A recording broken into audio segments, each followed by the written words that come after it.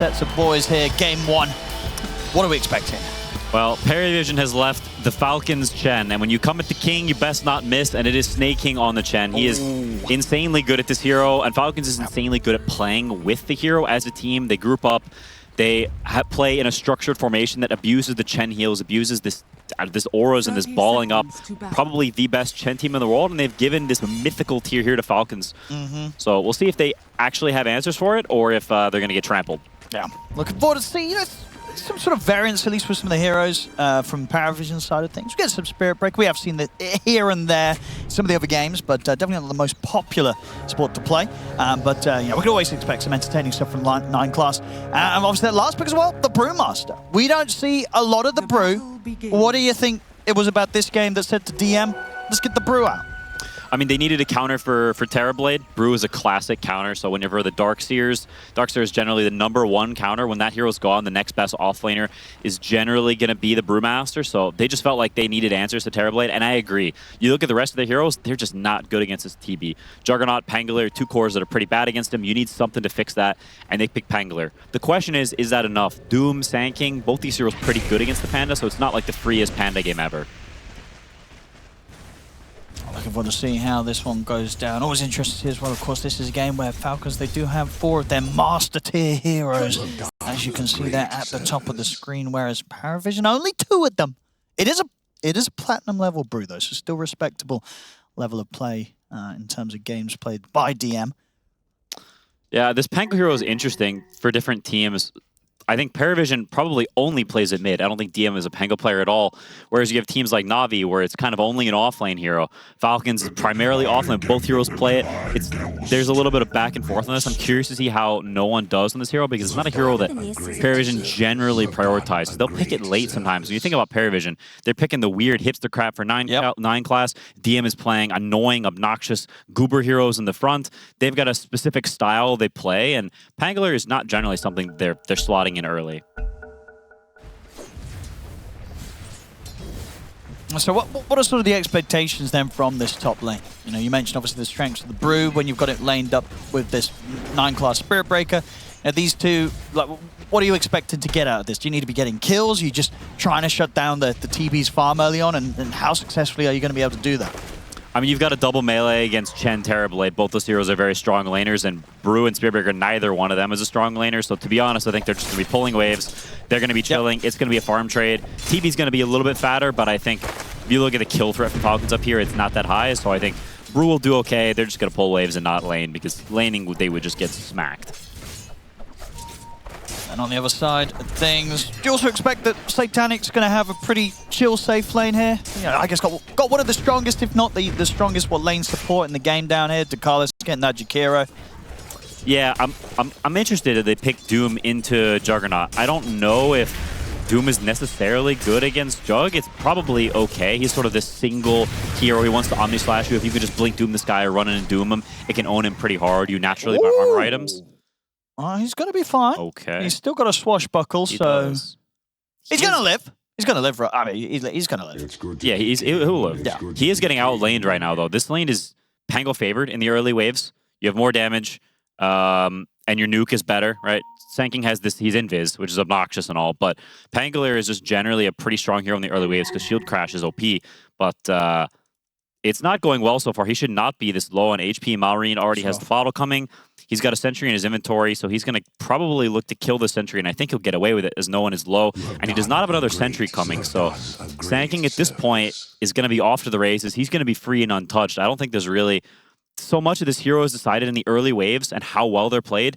And once you get to this point, you're level 3, a bottle coming, you're full HP, it's just really unlikely he ever gets pressured. I mean, he did all chat a smiley face, so at least he's having a good time.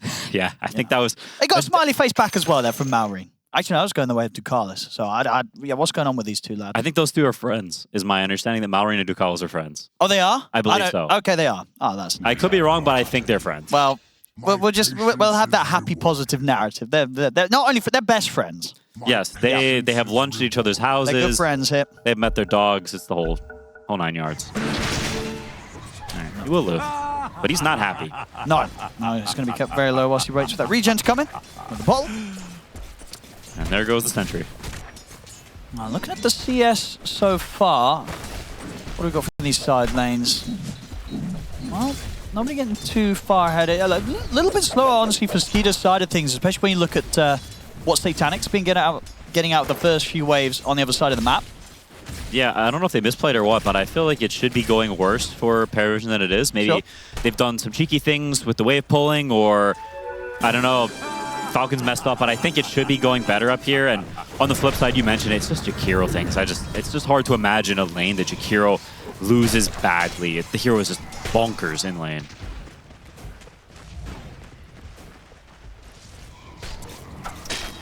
To see where the first kill comes from. I'm not honestly too sure. A lot of these lanes are somewhat farmy and stagnant. Although Skitter is getting pressure top. They're honestly doing much better than I expected up here. Yeah. Brewmaster is full chilling, and at some point, gate rotations will come through. Jakiro will look, you know, maybe even Juggernaut comes through, and this TB can absolutely die. Brewmaster, especially if he gets the 6 before Skitter, it can get pretty oppressive pretty quickly. Bottom lane. That's going to be where the first blood ends up going down. Crit and a mark. Able to find the Carlis. Bit of a mistake, I think.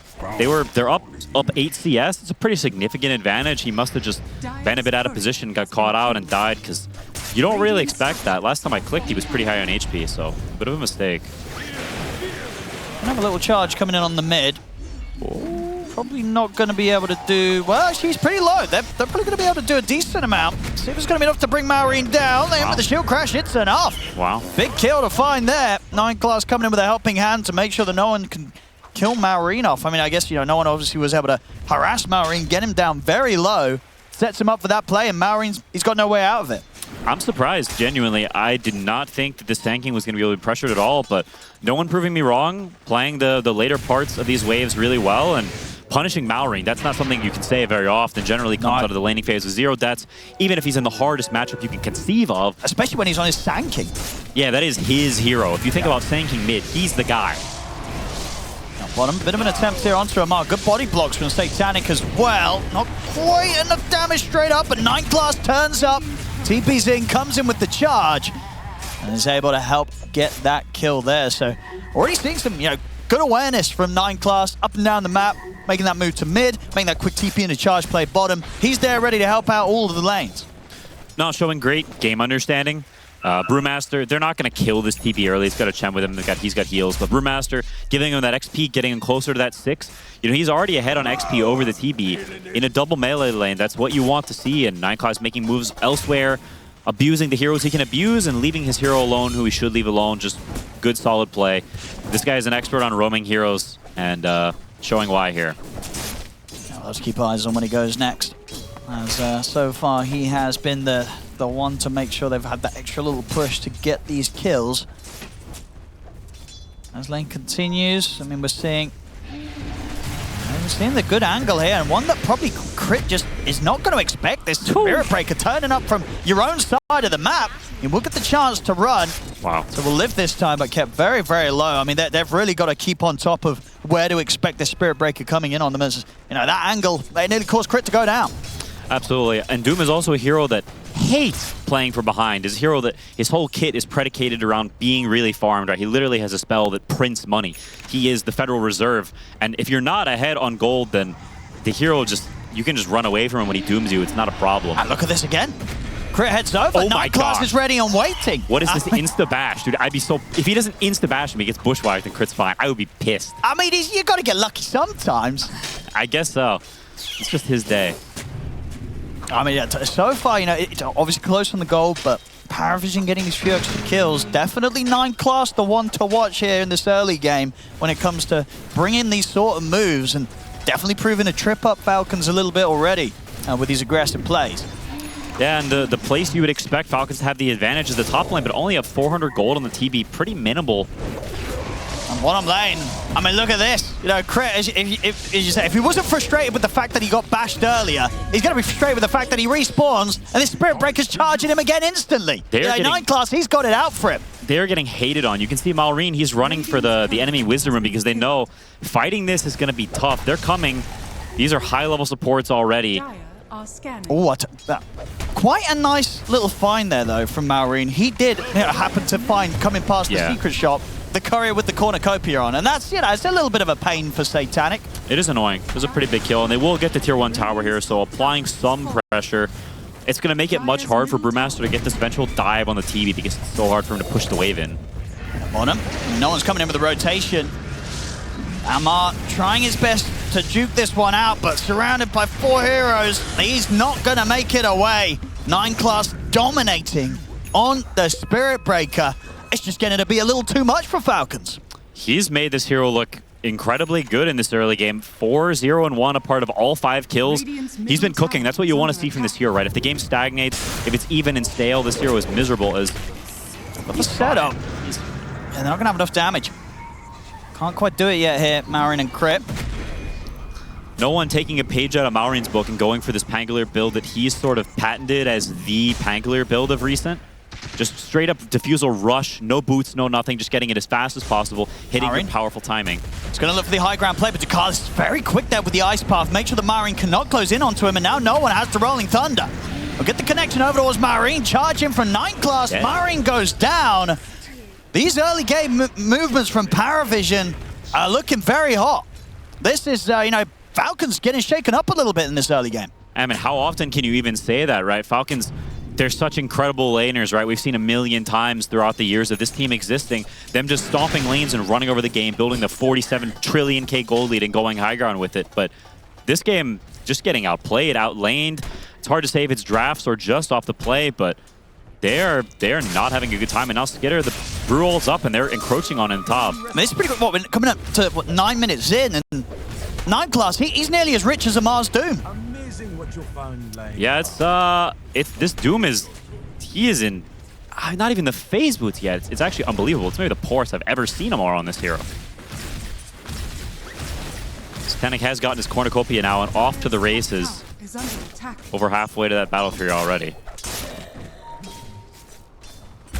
For Falcons, what do you think the call is going to be in this sort of situation where you feel that this early game, it's kind of crumbling, you got to stabilize somehow? Is there any way you're looking towards making a move yourself? Are you just trying to play full defensive and safe now to try and stop the bleeding? I think a lot of it's going to be defensiveness. Killing this Jug. If you try to dive and Brewmaster is instantly TPing, Pango is TPing, you're just going to die. This is not going to end well by any means. So I think your best bet is keep stacking up the Ancients, TP maximize that farm, and you need to get your Blink Dagger and get to this point a little bit later on where Chen maybe has an item, you've got a few more levels, Doom has more than Brown Boots, and you can actually combine your heroes. For now, I think you just have to let PVISION Farm say, hey, you won the early game, hit some creeps, we're going to hit some creeps too, let's trade. Truce? Yeah, things definitely seeming to calm down a little bit. There's a charge coming in on the mid. Might be hard to make this work. The Illusion Room, good Burrow Strike. Avoids the charge. Maureen will be fine. About halfway to the blink now on Sand King. As there are no stacks, I think he's already cleared them. They're sort of starting to mount some pressure on this mid tower, looking like they want to posture for it a little bit. Snaking actually farming the enemy jungle, so he's kind of behind them right now. Crazy spot. Oh, he's going to reveal himself there. The charge coming in. It's a close one there. Snaking didn't break a sweat. He knew he was fine. Gets out with the TP. Bottom looks for the chance to get in onto Amar. No one's going to have the setup, but Satanic does have the Omni Slash ready to go. Will, of course, drop it as the damage. Very necessary, of course, against the high armor. And in fact, even with the Omni Slash, it's not enough. Charge is coming in. Swashbuckle will make sure the job's done before 9 class even needs to turn up. So, yeah, very tanky, of course, with that armor buff, but still not quite enough to keep him alive there, Amar. Closer than I expected, but they are holding steady. It's been 2K lead for the past couple of minutes. It's not getting super out of control. They do feed a kill away there, but it doesn't feel like the game is hemorrhaging. You know, it feels like Falcons are still in it, despite the gold lead, despite PVISION outplaying them a little bit in this early game. They're still okay. You can see Malrain farming those Ancient stacks. They'll have the Blink very soon, and then they can look a little bit more towards making that play with Hoodwink 6. Yeah, they're slowing it down a little bit here, Falcons. But Satanic's farm continues to be in a very good spot. Skeeter not too far behind on the other side of the map, and yeah, there's the Blink Dagger done for Malrain. So potential now to make moves, especially if these pushes come in around their tier 1s. Falcons may consider turning up around the bottom or the mid. And here's the smoke move. So ready to try and make something happen with the Blink reveal. ideally want something bigger than Ducalis, but they might have to settle for him. We'll see. Yeah, they might just take him. Yeah, they will. They'll take the free kill. Won't have to drop the epi or anything crazy for it. Just a quick blink reveal, gets them the support kill. And I will say, DM been very quiet this game. We saw him have a better lane than expected, but he hasn't really joined the game yet. 0-0-0 hasn't used his split, and it's been 12 minutes. There was an opportunity, I feel like, earlier where he could have gone on TB and used it.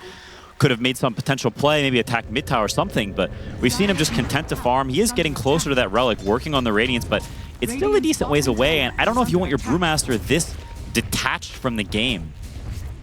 They're going to be, they are going to be defending bottom tower, so not fully giving it up. So still that potential to TP there, but seems he's content to just AFK farm the Radiance. We'll see how that pans out. See coming into the jungle. They have got eyes on Skeeter 9 class. He's going to try and open up with the setup. The neutral kind of tripping up DM.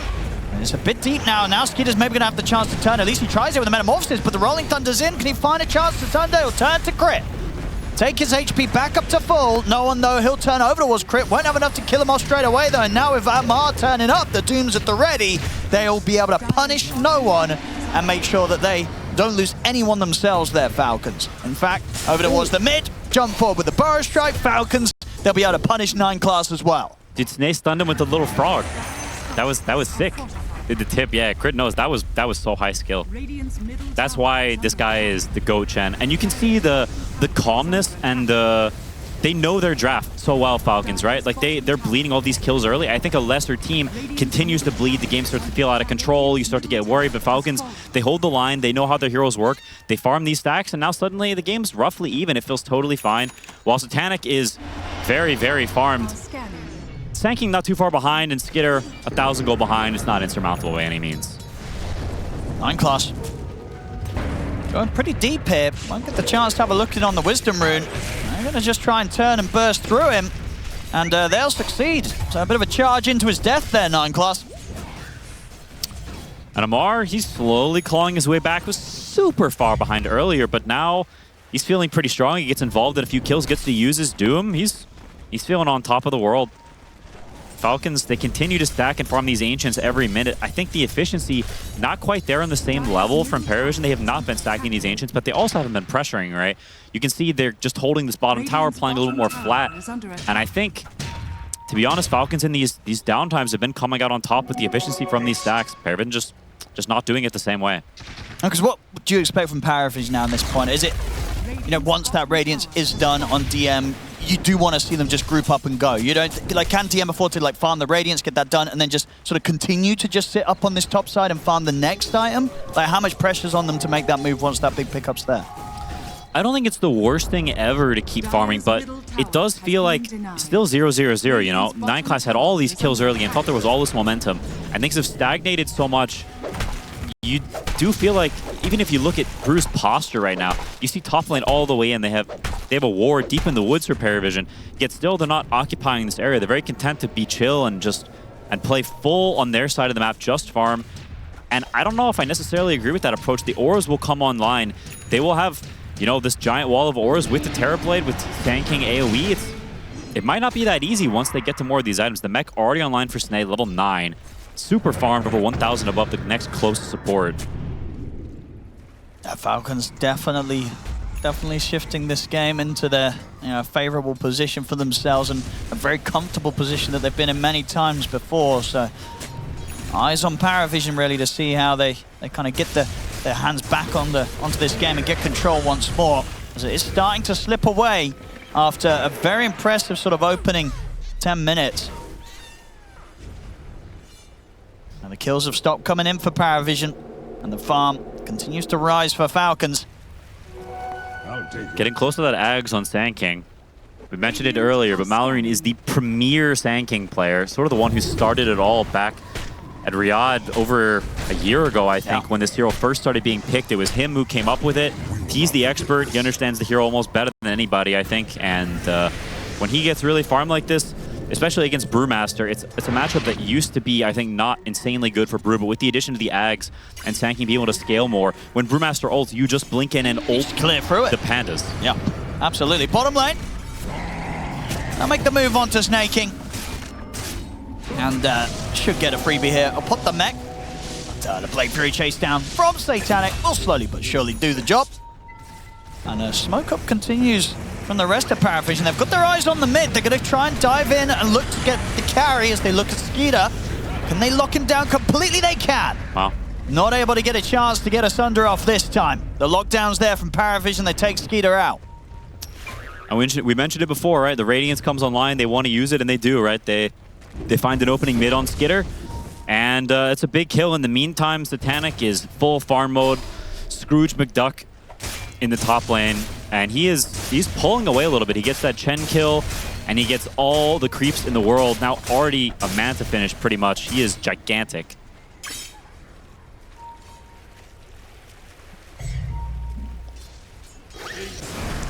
PVISION. How is sort of the setup this game for both lineups to look to secure sort of that Roshan time? I mean, both teams absolutely can, but I think they are not super interested in doing it without the fight first.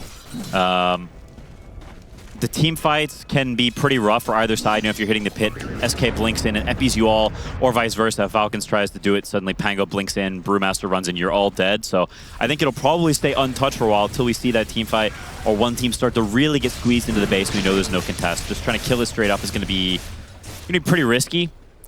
I am still a bit surprised, even with the Manta finish, with Omni/up. You can see their positioning, you can see where Satanic is on the map. They're still not that interested in playing aggressive, taking space. He's under his own tier 2, farming super safely. Both teams still content to just farm, feeling like they have the better timings, that they're waiting for something important.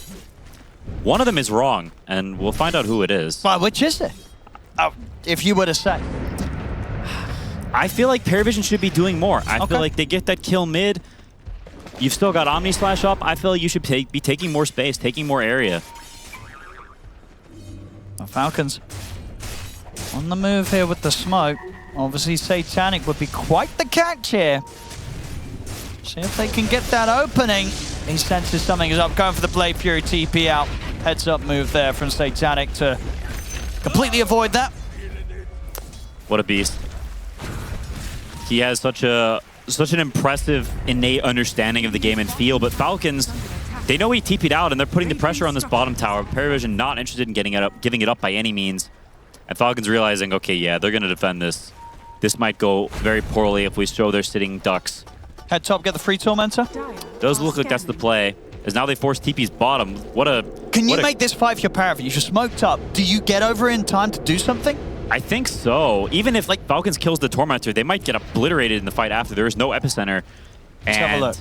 This wraparound, because Falcons are going to commit for it, and indeed they should take it down pretty quickly. They're going to get a bit low from this. They need to be really careful. Let's see, DM trying to start the fight. Immediate TP's out across the board. Everybody, are they going to get away? No, it's just Snaking left behind. Everyone else gets out, but Snaking's TP not quite going off in time. Still, Falcons, though, they'll accept that loss. They got the Tormentor. They got the majority of them back to safety. Absolutely the right call, I think. Sticking around there would have been a disaster. Pretty sure they would have got 5-man wiped, maybe even 5-for-0. The positioning was terrible, and SK not having that epicenter, he is pretty much useless in these fights right now. You do not want to be fighting without that. Terriblade also, he's just not that strong yet. He's still kind of in this farming position. He can press meta and kill a hero here or there, but Brewmaster in a team fight is going to eat all of his illusions for breakfast. So you want that Doom on him, or you want to be able to kill those pandas very quickly. And if you can't meet those criteria, then TB not going to be super impactful just yet. Yeah, still though, with each passing minute, this is pretty crazy farm right that we're seeing on Satanic. He's keeping himself, a good 3,000 ahead of that of Skeeter. Levels as well, he's at about 2.5 levels ahead of the Terrorblade, level 16 on this Juggernaut. So Satanic having a great game when it comes to the farm so far. We'll see in the jungle, Marin and Crypt, Ma, they'll make the move over, catch 9 class over his side of the map. SMY now done on a Ma. So PVISION still getting kind of picked off here and there. Falcons, as we've seen, able to get these objectives. And obviously once Snaking has that next row online, has that pipe, things are definitely going to become a bit more difficult in these team fights. But at the end of the day, Satanic might be this big, scary beast because of how far ahead he has managed to keep himself so far through this game. It's a very interesting stylistic clash, I think, between the two teams. PVISION putting all their eggs in the Satanic basket, something that they go for very often. And Falcons on the other side, you see Snake King up almost close to Amar in net worth, right? They're playing more for these auras, they're playing for the ball, and PVISION saying, we want the 1 giga carry. Both teams with different ideas, and I still wonder, will Jug actually have the damage against Chen? But just to cut through the whole army and... So much stuff to tank this Omni Slash, so many auras, so much armor. Eventually, more armor items will come out as well. Shiva's, you see Lotus queued up on Amar right now. When those things come out, will they have the damage? I'm somewhat skeptical. But PVISION believes they have the damage. Sure. We'll see if they can prove it. Because they are definitely not interested in attacking anywhere. They are full farm, full their side of the map, almost looking scared, like sort of getting hemmed in by Falcons, even though, you know, they have the 0 death carry, top net worth, they had all the pressure in the world the early game, but just not even trying to push the tempo. Falcons starting to sort of take over a decent amount of PVISION's half of the map here as they sort of chill in the jungle. We'll see PVISION look to get proactive now with the smoke up. Got their eyes on Crip. No one, he'll also jump in for that one, but they want something more. Over towards Marine, is already out with the blink and the burrow strike. Can they find a chance to chase him down?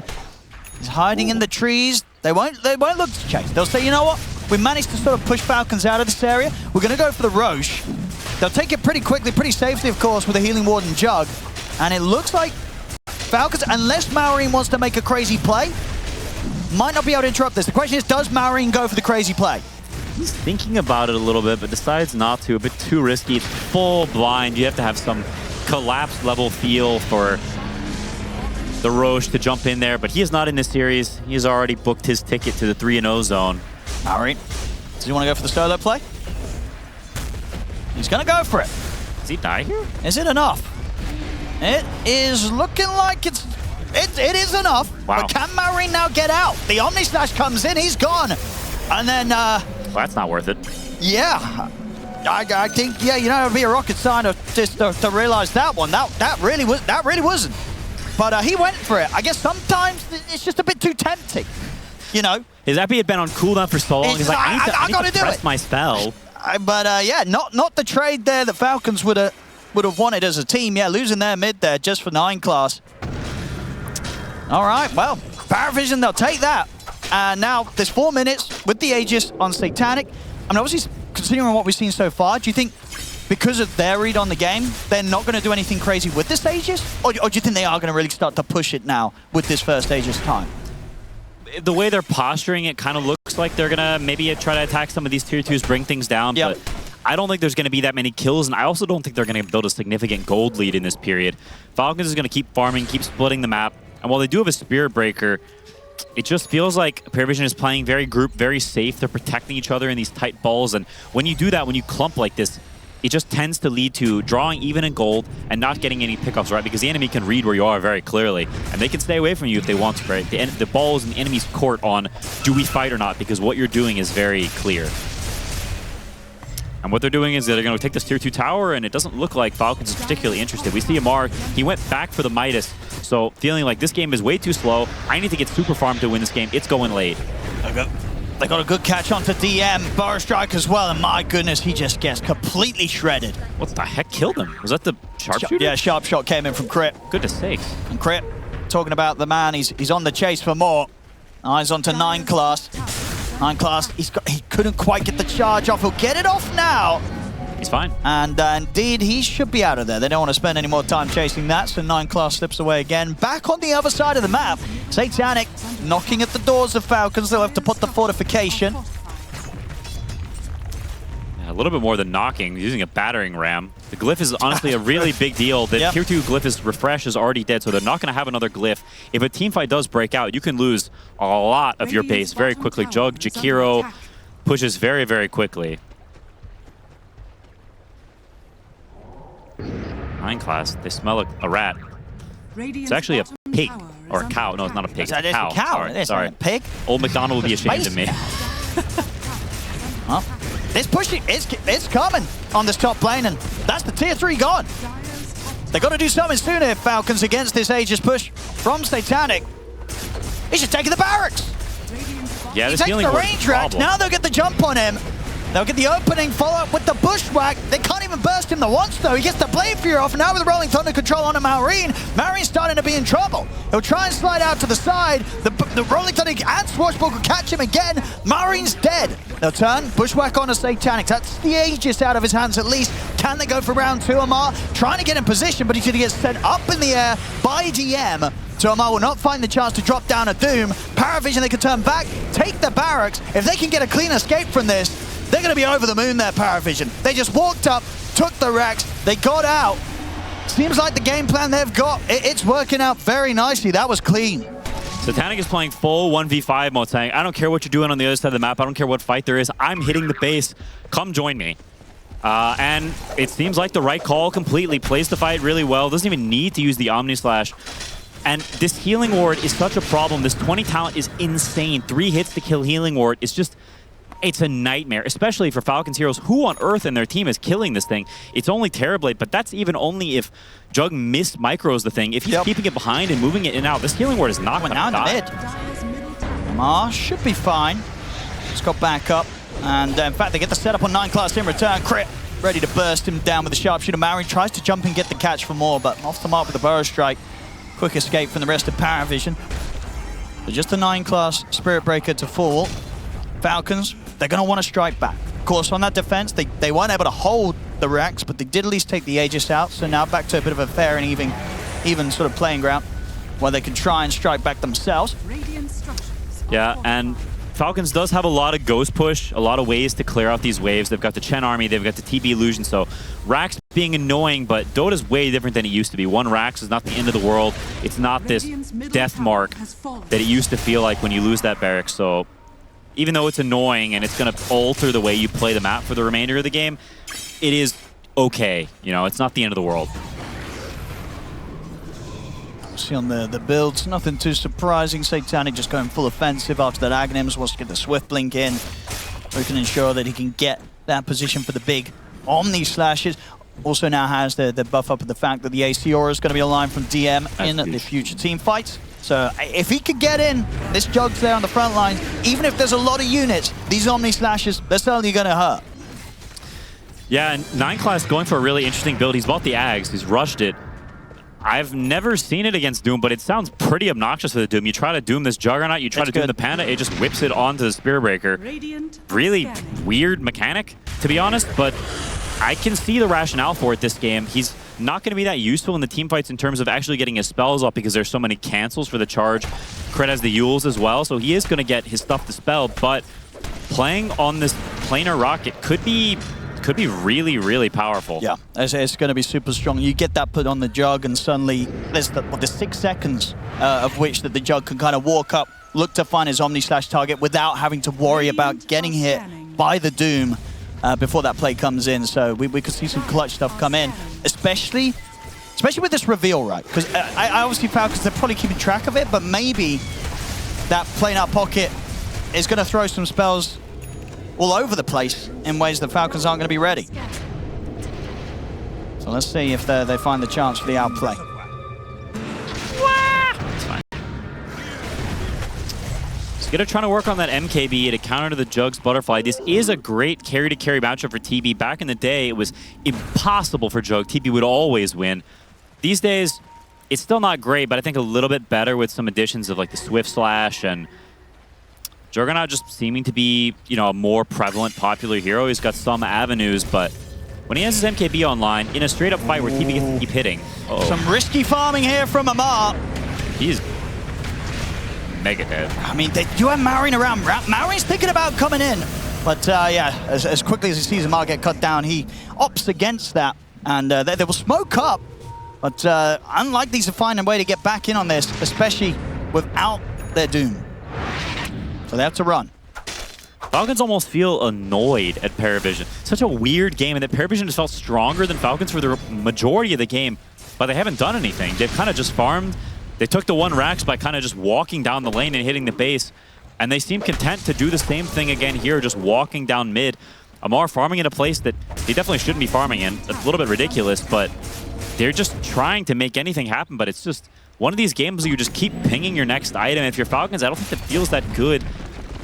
now you could, with this AC, with now the Vlad's queued up for DM, they're starting to buy some auras of their own, nullifiers soon for no one, so these supports will die a little bit easier, and you wonder if Falcons have been farming this entire time, right? They've been waiting for timings. Have they waited too long? Oh, it's going to be interesting to see. It's very much a game where we're really seeing Falcons get tested by the way that PVISION are approaching this matchup. See if Falcons can fight their way out of this position. Look at Satanix Network. Like, it's just ridiculous. He is having a crazy game. He's 6,000 higher than this terribly. I feel like we've seen a lot of kind of jug TB games. It's not normal, right, for the difference to be as such, right? This really is just Satanic having an immaculate performance with how he's finding the farm on the map. The way this guy plays and the way his team plays are on him, he is just a vacuum cleaner for gold, a black hole in the Dota map, but only for money. It is nuts. Falcons.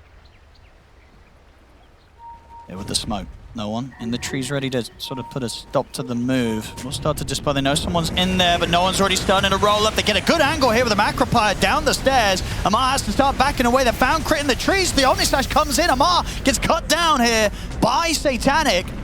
And again, another situation where without their Doom, it's a lot harder for Falcons to make the call to keep the fight going, but they're going to try. Metamorphosis out from Skeeter, but not really a way to get back in. They were considering maybe seeing if Marine had the chance to get a jump back in on them. Didn't happen. And now that's the meta use. So PVISION, they can certainly look to try and play around that. They're actually just going to walk straight into the pit. I imagine Falcons, they're not going to want to let this happen. They're going to definitely contest this. I think so. Let's see when they decide to make the jump. Still split, still the Swift Slash, and the meta is running out. Not that long left, and when that's out, I just don't see a world where Falcons can fight. Not to mention that this Doom just has not really felt like he's been able to do anything or contribute to fights. How can he ever press Doom against this planar rocket? All this garbage, no one playing really well, breaking the smoke in the trees there. Murray comes in with the haste rune. Not going to be able to do much more there, though. PVISION leaving the Chen, something that very few teams dare to do, but maybe breaking it here with the Spirit Breaker, with some very patient, to be honest, slow play, but it seems to be working. Falcons, no answers so far. I like this as well. This is what some adaptation. Oh, okay, he's changed away from it, but he was considering it. Amar going for the Axe, an item that you'd never see. Right, Doom's build up, just as sort of an answer to the planar pocket, right? He's like, well, if I do myself and get in, you can't redirect that. Almost a solo kill on crit here. See crit. He's gonna have to back up from Maureen. Gonna look to try and focus 9 class first here with the jump. They'll get him. See if they can turn now towards the bigger targets. DM's able to get the primal split off. Maureen has to put the BKB. DM's starting to back away here. As PVISION, they'll happily sort of reset themselves. Big damage step up now for Skeeter. He's got the MKB done as well. These buildings are dying really quickly. Okay, they're going to stop the Pandas now. It is a very valuable MKB game. Brewmaster and Juggernaut with Butterfly. It's necessary, absolutely. It's a huge timing, so if Skeeter does get to lock on people, he will rip them to shreds. The question is, will he get the chance? This Roche looks to be gone. I don't think they can contest this. I mean, they're going to go for the smoke play. Okay. Looks like PVISION are going to respect the fact that they're off the map, so definitely considering potential to be there. I mean, meta is indeed up, so yeah, that Falcons, they have a chance if they can get the angle, but PVISION's got the high ground. So if they can catch DM, he's going to end up sort of just walking straight into the midst of them as they find him in the trees. See if they can take him down. He's pretty tanky. Now the jump and the slash comes in. That's just Marine dead at the front of the fight. And no one, he's ready to lead the chase in for more. Gets the angle for the Rolling Thunder over towards Skeeter. Still very tanky on the Terrorblade though. They're going to try for the squishier targets first. Looking over towards Snaking, but Snaking, he responds immediately with a TP out. 9 class Bushwhack comes in on towards him, stopping the charge in place. Omni Slash going to be off the mark there as Skeeter's able to tank the majority of it with his illusions. Allows Falcons to reset and back off, but there is now no Marine for 50 seconds. That should be the freedom that PVISION need to go into the Roche and finish it off without worrying about Falcons trying to interrupt again. Not to mention no meta. It's a huge timing in this game, and it feels so hard for Falcons to actually latch on to them and commit to them when this meta gets pressed. In so many of these fights, we see it gets pressed, you hear the whoosh, and immediately PVISION backs up, they chill, And Falcons are just sad. You know, you saw Falcons holding on in terms of gold for the majority of this game, but now starting to slowly creep up as it's getting a little bit out of hand. I don't know if they're going to be able to take these team fights as more time passes. Pangler creeping towards his next item, getting closer to a BKB on Spirit Breaker and Ags on Jakiro. These are huge items on the supporting cast, so it's not just Satanic versus the world anymore. It's the world against birds, and I don't know, birds are just one species. Yeah, they get burnt pretty easy, as said, by spells like the Macropire. Well, should smell pretty good though, pretty tasty. Could go for some fried chicken. Yeah, making me hungry now. Well, we'll see what Falcons' answer is going to be to this. As I say, it's, you know, always kind of entertaining to see Falcons get tested. You know, they have a lot of games where they make it look very easy. This is not an easy game for Falcons to try and bring back. Absolutely not. Get the catch onto Carlos. No messing around. They drop the AP. He's Make dead. sure that the job's done. Amar already seeing if he can maybe find the chance to catch something else. He does have his eyes on no one at the side. And with the burst strike, DM's going to come in the back and put the primal split, but the Doom's down on towards no one. That's the Pango dead. Now on the front, looking to snaking. DM chases him down here with the help of Satanic, so they'll get the support kill in return. And buyback did come out there from PVISION. Ducalis back in action. They will have to play for a minute here without the Pangolier, so all in all, definitely the bigger loss in that trade there on the side of PVISION. A little bit of a punch succeeding from Falcons. They did use some big cooldowns though. No Epicenter, no Doom. Those two heroes considerably weaker, and Satanic's damage is off the charts. He ate that Chen instantly. It was actually crazy, so this base push is by no means slow. Sure. Yeah, 3 minutes left on the Aegis, and Satanic with the Swift Slash and Omni Slash good to go. He's more than ready to just jump in. Wow. If he sees a target. Marin trying to clear up the waves. They'll quickly try and take down the banner. They'll manage to back away. They've got the Lotus Orb to make sure that Amar doesn't get caught up by an Omni Slash play. Looks like they may continue the push. They still have 2.5 minutes on the Aegis, but no, they're going to play it safe. Like they have for the majority of this game. Seems to be the name of the game for PVISION is farm it up, wait for Falcons to make mistakes, wait for them to move out of position. We have our trust in Satanic. Oh, and he might be looking to find something nice here if he gets eyes on them coming out of the base. Send the illusions in, see if he can find some information with that.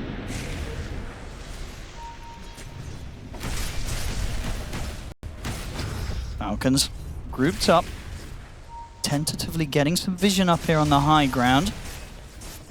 PVISION still with a superior position up on this triangle area. Falcons, they're trying to enter here from the side. Of course, is under this ward that PVISION have set up, and immediately 9 class looking for a charge on towards Amar. Will not follow it up all the way. Actually gets the chance to look towards Skeeter, but the Manta's there. Puts a stop to the cast animation of the Nether Strike. Very tense moment. Minute and a half or so left on this Aegis. Falcons do still have the damage in the right context. It's just about, can Skitter get to hit for a sustained period of time? Can they find the setup from Maureen? They'll get the Burrow Strike in. Bushwhack as well. They're bringing him down pretty quickly. The one Satanic will be able to put the Manta and the Blade Fury, and will get out. DM, he's ready to get to work on the base. Takes out the range racks. That's a start to fall back now. Maureen trying to clear out some of the Broodlings. He's got to be careful. Did he split one Panda back? Yeah, he did. He did. He's got one of them out there. So we'll be fine as the Wind Panda out. But you know, each of these pushes, definitely saying, unless they're able to actually jump and get a fight going, Falcons, they will slowly lose their base to this Brewmaster. Very much feels like death by 1,000 cuts. PVISION not trying to gash them deeply, just trying to a little here, a little there. Maureen.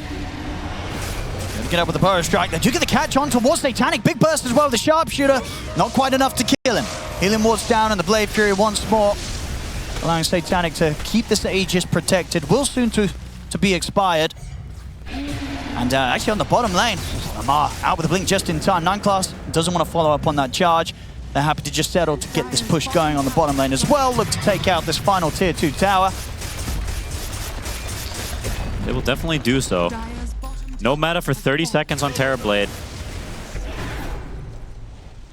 But if we take any lessons from how the rest of this game has been, I do not think PVISION is going to force it. 42 minutes in, If we're going to play it safe and slow up till this point, why stop now? Absolutely. I mean, it definitely feels like the way you got to approach Falcons, right? You got to give the team the respect in these sort of situations, because if you do make a slip up on that push, next thing you know, this Terrorblade could be running down the mid lane and taking your Ancient. So PVISION not leaving themselves open to sort of be exploited if they do make that over-aggressive play.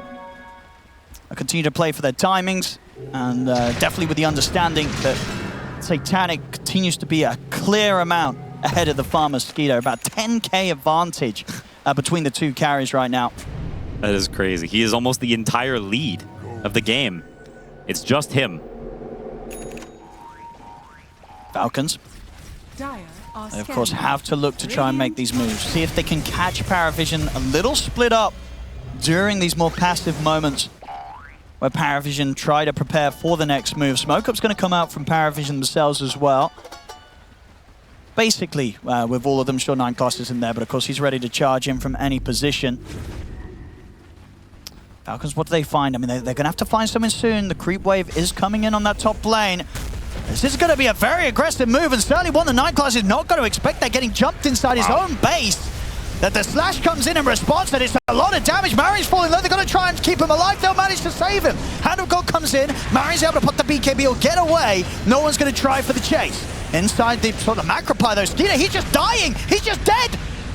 Wow. Not able to play his way out of getting caught on the front of the team fight. The carry is gone.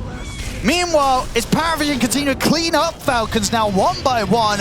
No one in on top of Amar in the mid lane. Sure, the Lotus is there. It looks cute, but it won't get him out of this situation. Amar gets killed off. PVISION ready to run down the mid. I mean, you saw the idea there from Falcons just trying to make some sort of crazy play to catch PVISION by surprise. And sure, it did catch 9 class by surprise, but as soon as the backup came in, and this sort of Omni Slash just tore through them, they fell apart. And Skeeter, he just died. No buyback on him either. I don't blame Falcons for looking for something, but it's just so hard. See what they can do here. Buyback also from Amar. Just dead. As Marin gone, he does have the buyback available. I'll see them try and chase Satanic out of the base. To catch him with the Doom, Amar trying to stay on top to that extra bit of damage to kill him off, but it's not going to be easy. He's getting controlled by Dakalis. Now the buyback from Marin comes in, still about 16 seconds until Skeeter's back in the game. Amar, he bought back for this. Can they kill him off a second time? They can. Amar's out for 100 seconds, no buyback. Snaking's gone as well. Crit getting chased out at the side. We'll try and retreat out of the base for now. Skeeter's going to be back up. Marin is setting up for the play from the side. Has the epicenter just come back online?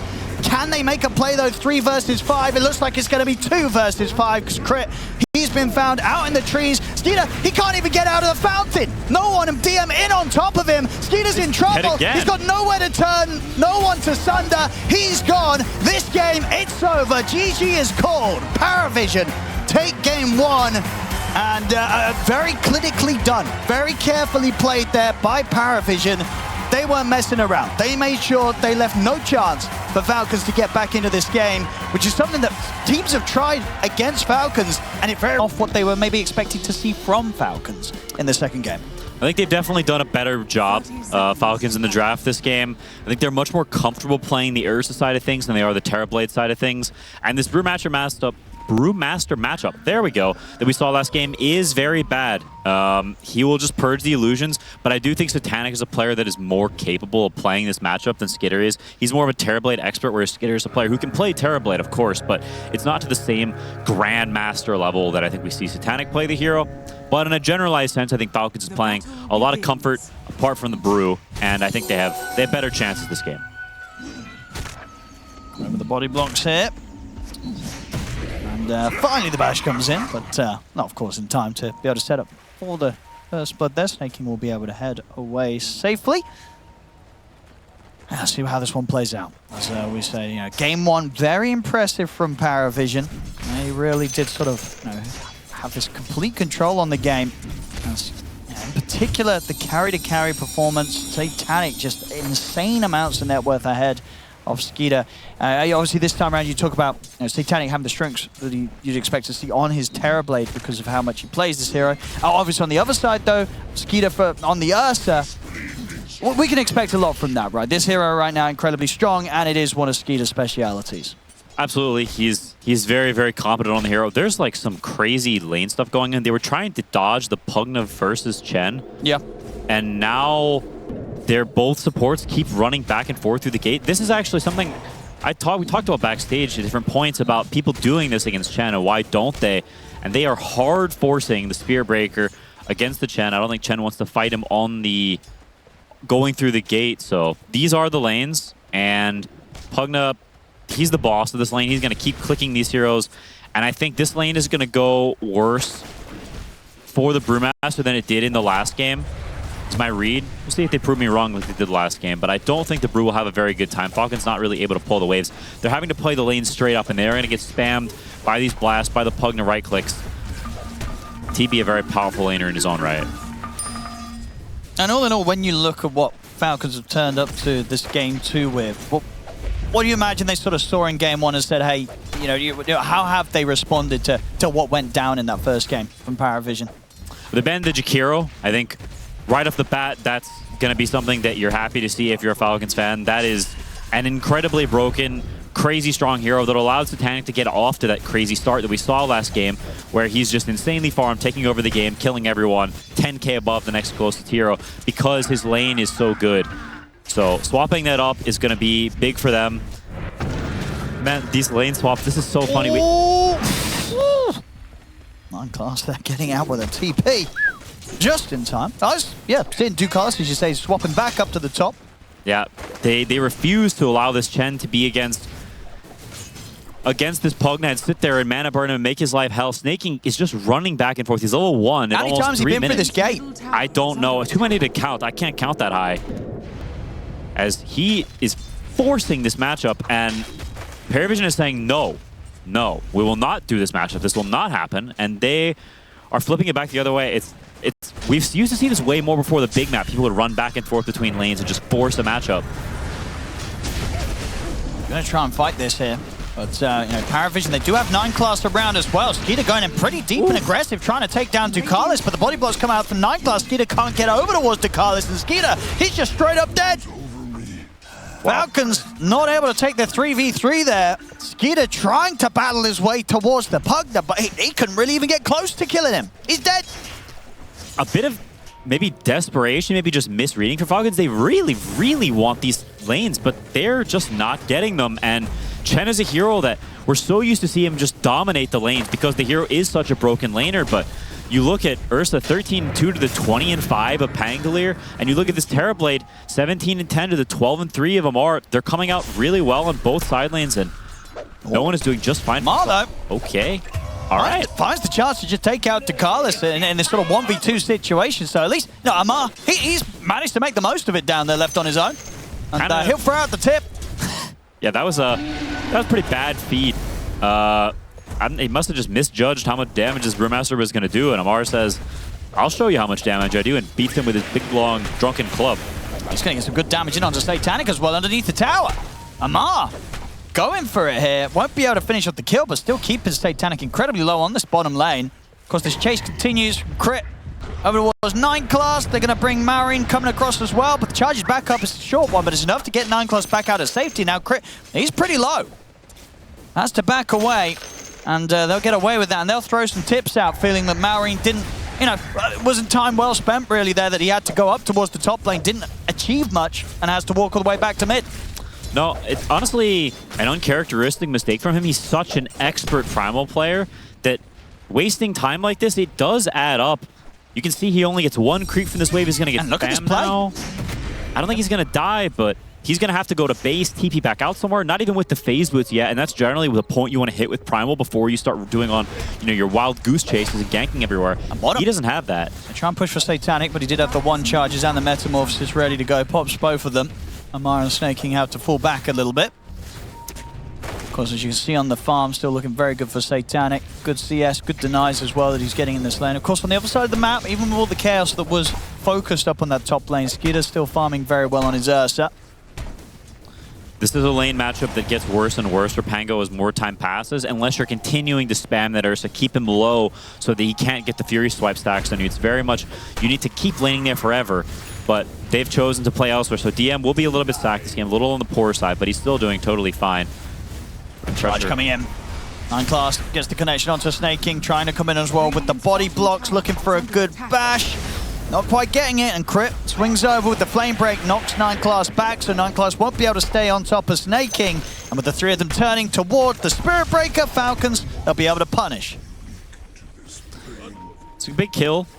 Every little bit you can get, especially on this Chen. You're level 3 right now, and you need a little bit more before you can get to that jungling phase of the game where Chen, where you get super farmed, you get to these items. He's not quite there yet, so getting these kills, getting the secured Wisdom Rune is huge for him and his game. Chen, a very specific, weird hero, not a hero that has any spells or any real contribution to these skirmishes apart from little odds and ends.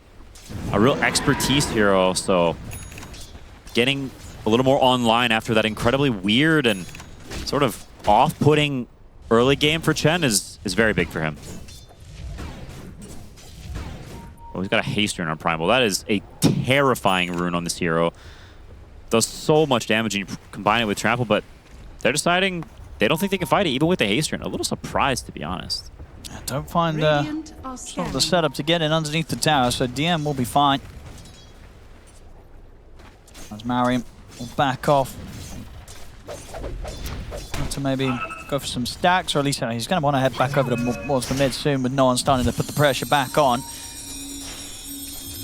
You talk about no one, he's really farmed this game. Top net worth by quite a ways. Puck, a hero we've seen with very middling success this tournament so far. I know you're not the biggest fan of this hero. No. But if someone's going to make it, well, I'd say, you know, no one, he's pretty high up on the tier list of Puck players. He is very good at this He's hero. always been a solid Puck. So let's see what he can do with this. So yeah, we've had a few games where it's been pretty underwhelming. He's level 7 now. Gonna play for that rune and maybe start to get the ball rolling. If you're Puck in this situation, I think you want to start interacting with the game. You want to start casting that max level orb on heroes, doing damage, putting some pressure. They secure the rune, Arcane rune as well, that he's incredibly powerful in these fights. I don't know if Falcons can fight the back here. I'd be surprised if they allow Mallory to do this.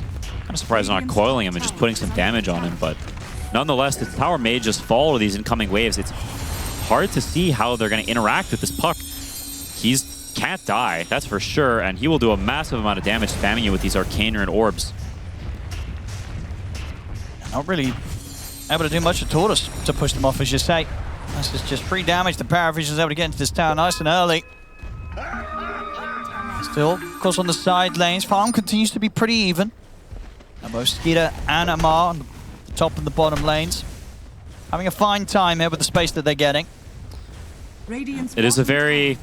This Terrorblade versus Panda matchup, one of the most annoying things about it, as soon as Panda 6, you just have to leave on TB. There's no more lane creeps for you. You're full jungle bear because you're just going to die if you walk in a lane and get split. So 9 Class trying to get all the XP can delay this down here, but it's relatively unlikely PVISION actually tries to make a real defense. They're just playing for economy and XP, and they're doing a pretty good job. 9 Class is getting all the XP from these creeps down here. In the meantime, they're getting mid tower, and DM is farming just fine top, working on the defusal, so PVISION's not unhappy with this situation, and Satanic will be okay. He's not farming as fast as he would if he had the lane creeps, but you take what you can get. And now for no one, obviously with this tower going down very early in the mid, like where are you looking to go with the Puck? Are you looking for people to connect Oh with? my gosh. Dying to clearing the Ancient stack there, Maureen. Rare mistake, right? You don't normally see Maureen on his Primal die to some neutral stacks. No, that is not an everyday occurrence. And he knows no one might get some of these big ones, right? No. I'll get one of them, 2 of them, and He maybe even a chance for a kill as well. Yeah, he's going to be able to turn with the Dream Coil. Oh my gosh. That's a disaster. This Puck has Witchblade almost completed. No, he does have it completed at 10 minutes. Yeah, no one is. He's popping off. And a shield rune. He's huge. This is crazy. Okay, he doesn't get the shield rune. Primal does get that. But that's going to be a real problem. You said, where is he going to go and use his strength? He can. The world's his oyster. He could do what he wants, right, with this sort of lead early on. Yeah, I think most likely it's top lane. You try to force this Brewmaster TP to try to kill this hero full to 0 with a 20 wand, full HP, ult up. Probably not happening in pretty much any context. So I imagine once no one gets enough resources, the Pain Train is coming to Ursa top, and you can already see them putting pressure on that tower with the catapult, with the Pugna level 5. This tower may die without even Puck needing to be there. It's pretty crazy stuff. I mean, I feel like this series, we've very much seen no one kind of just shake Maureen off his early game a little bit, right? Game 1, Maureen it was in the situation where he gets ganked, dies in the mid matchup. This game, no one out farming him, putting pressure on. And these sort of early movements from Maureen, a little uncharacteristic. Makes a failed attempt earlier in the laning stage to make that move top. Dying to the ancient neutral stacks. It's a bit of a shaky early game from Maureen that we don't normally see, especially when he's on his signature hero, Sand King's Primal Beast. It's a bit rocky this early game.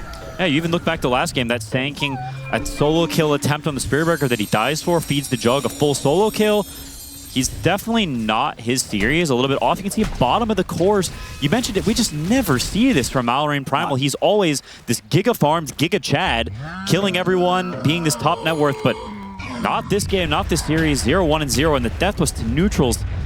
Just a rough mistake against the team as good as PVISION is, but I think their Knight in Shining Armor, Amar, he's even more farm than DM was last game. He's pretty massive, right? Yeah, he's going to have this Radiance probably 13 minutes or so. Very, very fast timing, and their heroes cannot deal with him that well apart from the Pangolier. It's really their best hero against him. Now, that is a pretty bad matchup for Brewmaster. You kill the pandas so quickly, you eat them alive until you get to these armor items. So it's not an end-all, be-all, but the Radiance itself will burn them real hard. All in all, definitely a closer early start in this game. 12 minutes in, 2-2, and just under a 1k gold difference between the two teams. Just sort of the difference in how the gold split between them. And with PVISION having that heavier amount on no one in this early game, leading the way and ready to start to make those plays come in as he's out with the invis. Eyes on towards the bottom lane. Let's see what they can set up here. Snake King maybe in the sights. They ping him out. He is pretty dead. They'll settle for the easy kill. Actually dropping the coil at the end there. A little weird. That definitely means there's going to be no chance of doing anything about Amar. I mean, even so, he would have had the split, but yeah, just making sure that the jobs are good. Yep, and the map play and sort of the way they're posturing their heroes for PVISION, very similar to game 1. Very flat, very on their side, defending their woods, and Satanic just farming it up. Krensky up. Going to be on the hunt for Ducalis. And it should be a successful one here. Grab fire to use. Swipe stacking up. Skeeter to take the kill. Nice, just nice little skill play there from Crit. Sees the Decrep press, waits a second to press the lasso, stalks him a little bit longer, and then lassos him when it's almost out. See, can they do something about Amar? He has Radiance. Let's have a look. They've got decent burst through the silence. The Nether Strike as well. It's not enough to lock him down, though. The grab comes in from Maureen. Amar's able to get the primal split off. That's DM dead, and potentially more. They turn over towards 9 class. No one has to hold back as low as he is. The boulder connects. They get the drag back as well. Very cleanly turned around there by Falcons as they were prepared. And, you know, Amar keeping his cool. He knew that he was going to always be able to get that primal split off. They just didn't have enough control to stop him from pressing the ult. Yeah, it's the risk of ganking a Brewmaster. You see it in many games. People try to kill him. Oh, we can burst him before his ulti. No, you can't. He presses the ult. Suddenly, one bear turns into 4 bears, or pandas, or whatever the heck they are. Same thing. And pandas are, they call them panda bears. Okay, their pandas are a bear. They are a bear? You were good. You were good, yeah. I'm all right. Yeah, you're fine. Animal Expert is back. Mr. McDonald is okay with me. And, well, I don't know if he had any pandas on his farm. I don't know how the wrong sort of like environment, really. Well, he had a farm, but I don't think his farm was in panda territory. Maybe he was like renting one? Like pigs and cows and stuff.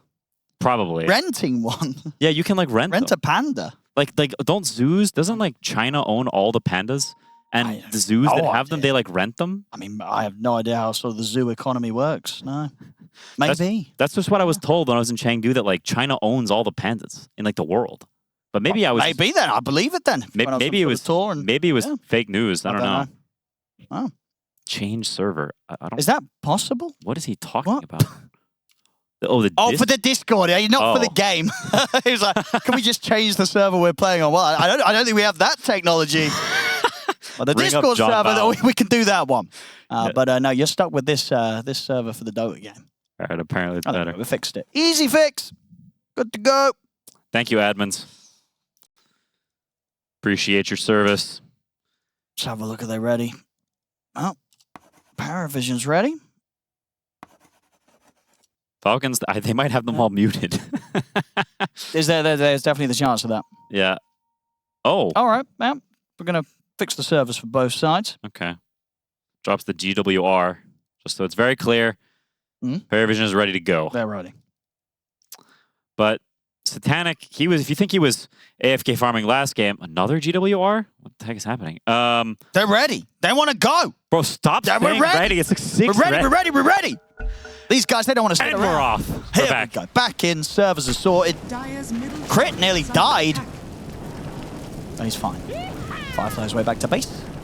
Telling Malrine it's okay. I can die to neutrals too, sacrificing himself for morale.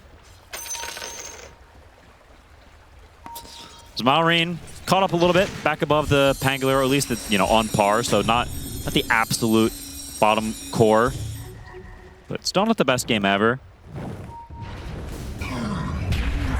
There's always a little bit of a reset when Might it's paused. find him down here. Malrine might get a bit of a nasty surprise, as he is very dead. Continue to have to sit at the bottom of the cores this game. Yeah, that's a pause death right there. Sometimes there's a pause, and you kind of forget where heroes are.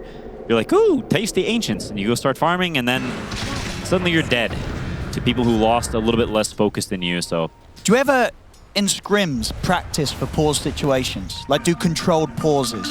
I've never heard of this. It's interesting tech, though. You know what I mean? No, it's like, I do. Guys, let's agree to have a few pauses in the scrim. We're going to have a 2-minute pause randomly, and then, just it could be worth doing. You know those YouTube videos? It's like an hour of silence interrupted by a cat barking, and then there's like 4 times in the video a cat barks. Who makes this what do you know? What are these videos? It's you play them when you're streaming, right? You're streaming, and then every once in a while it's or something along these lines. It does remind me of the time I used to change my roommate's screensavers to like a paint message of like, I'm in the cupboard. And then, behind you. And then you set it on like a 2-hour timer. So one time they leave their PC and when they come back to it, it's just changed to this haunting message. What on earth? Yeah, they don't keep in touch anymore. I can see why. Good thing I'm not your roommate. My goodness, it scared the crap out of me. That was good times. Right, smoke up. No one into Carlis. I mean, are they going to try and push in hard for this tier 2? What are they fine with this? I guess what you check. I mean, are you getting the Skeeter kill? How possible is this? They have blink on puck. He could definitely die. Straight in with the silence. Stream call. Easy. Very easy. Very easy. Not ready for that one, and nothing to be done. Completely blown up, and even though it's not the highest kills games so far in this early game, definitely continue to see just no one keep it very, very clean. 2-0-2. The moves, when they've come out from him, they've been solid. Absolutely. Going for the Lincolns against the Bat Rider, against the Primal Beast makes a ton of sense. And also, eventually, the Abyssal Blade from Ursa, even though he can still get bashed, is a great purchase, probably the best build he could go for. So rock solid, like you said, and PVISION feels really similar to Game 1, that both teams are just farming, and it kind of is going to come down to how these teamfights shake out, because the economy is roughly similar from both teams. So looking to around the mid lane, looking at Maori, but Maori's got friends. Amar and Snaking are here. Amar turns with the primal split. Ooh. They get the lasso as well, coming in on the DM, but DM able to get the shield crash. Can he get the Rolling Thunder off? He's up in the air, interrupting the Rolling Thunder cast animation. It's enough to allow him to keep the swipe, stack it up, and take him down.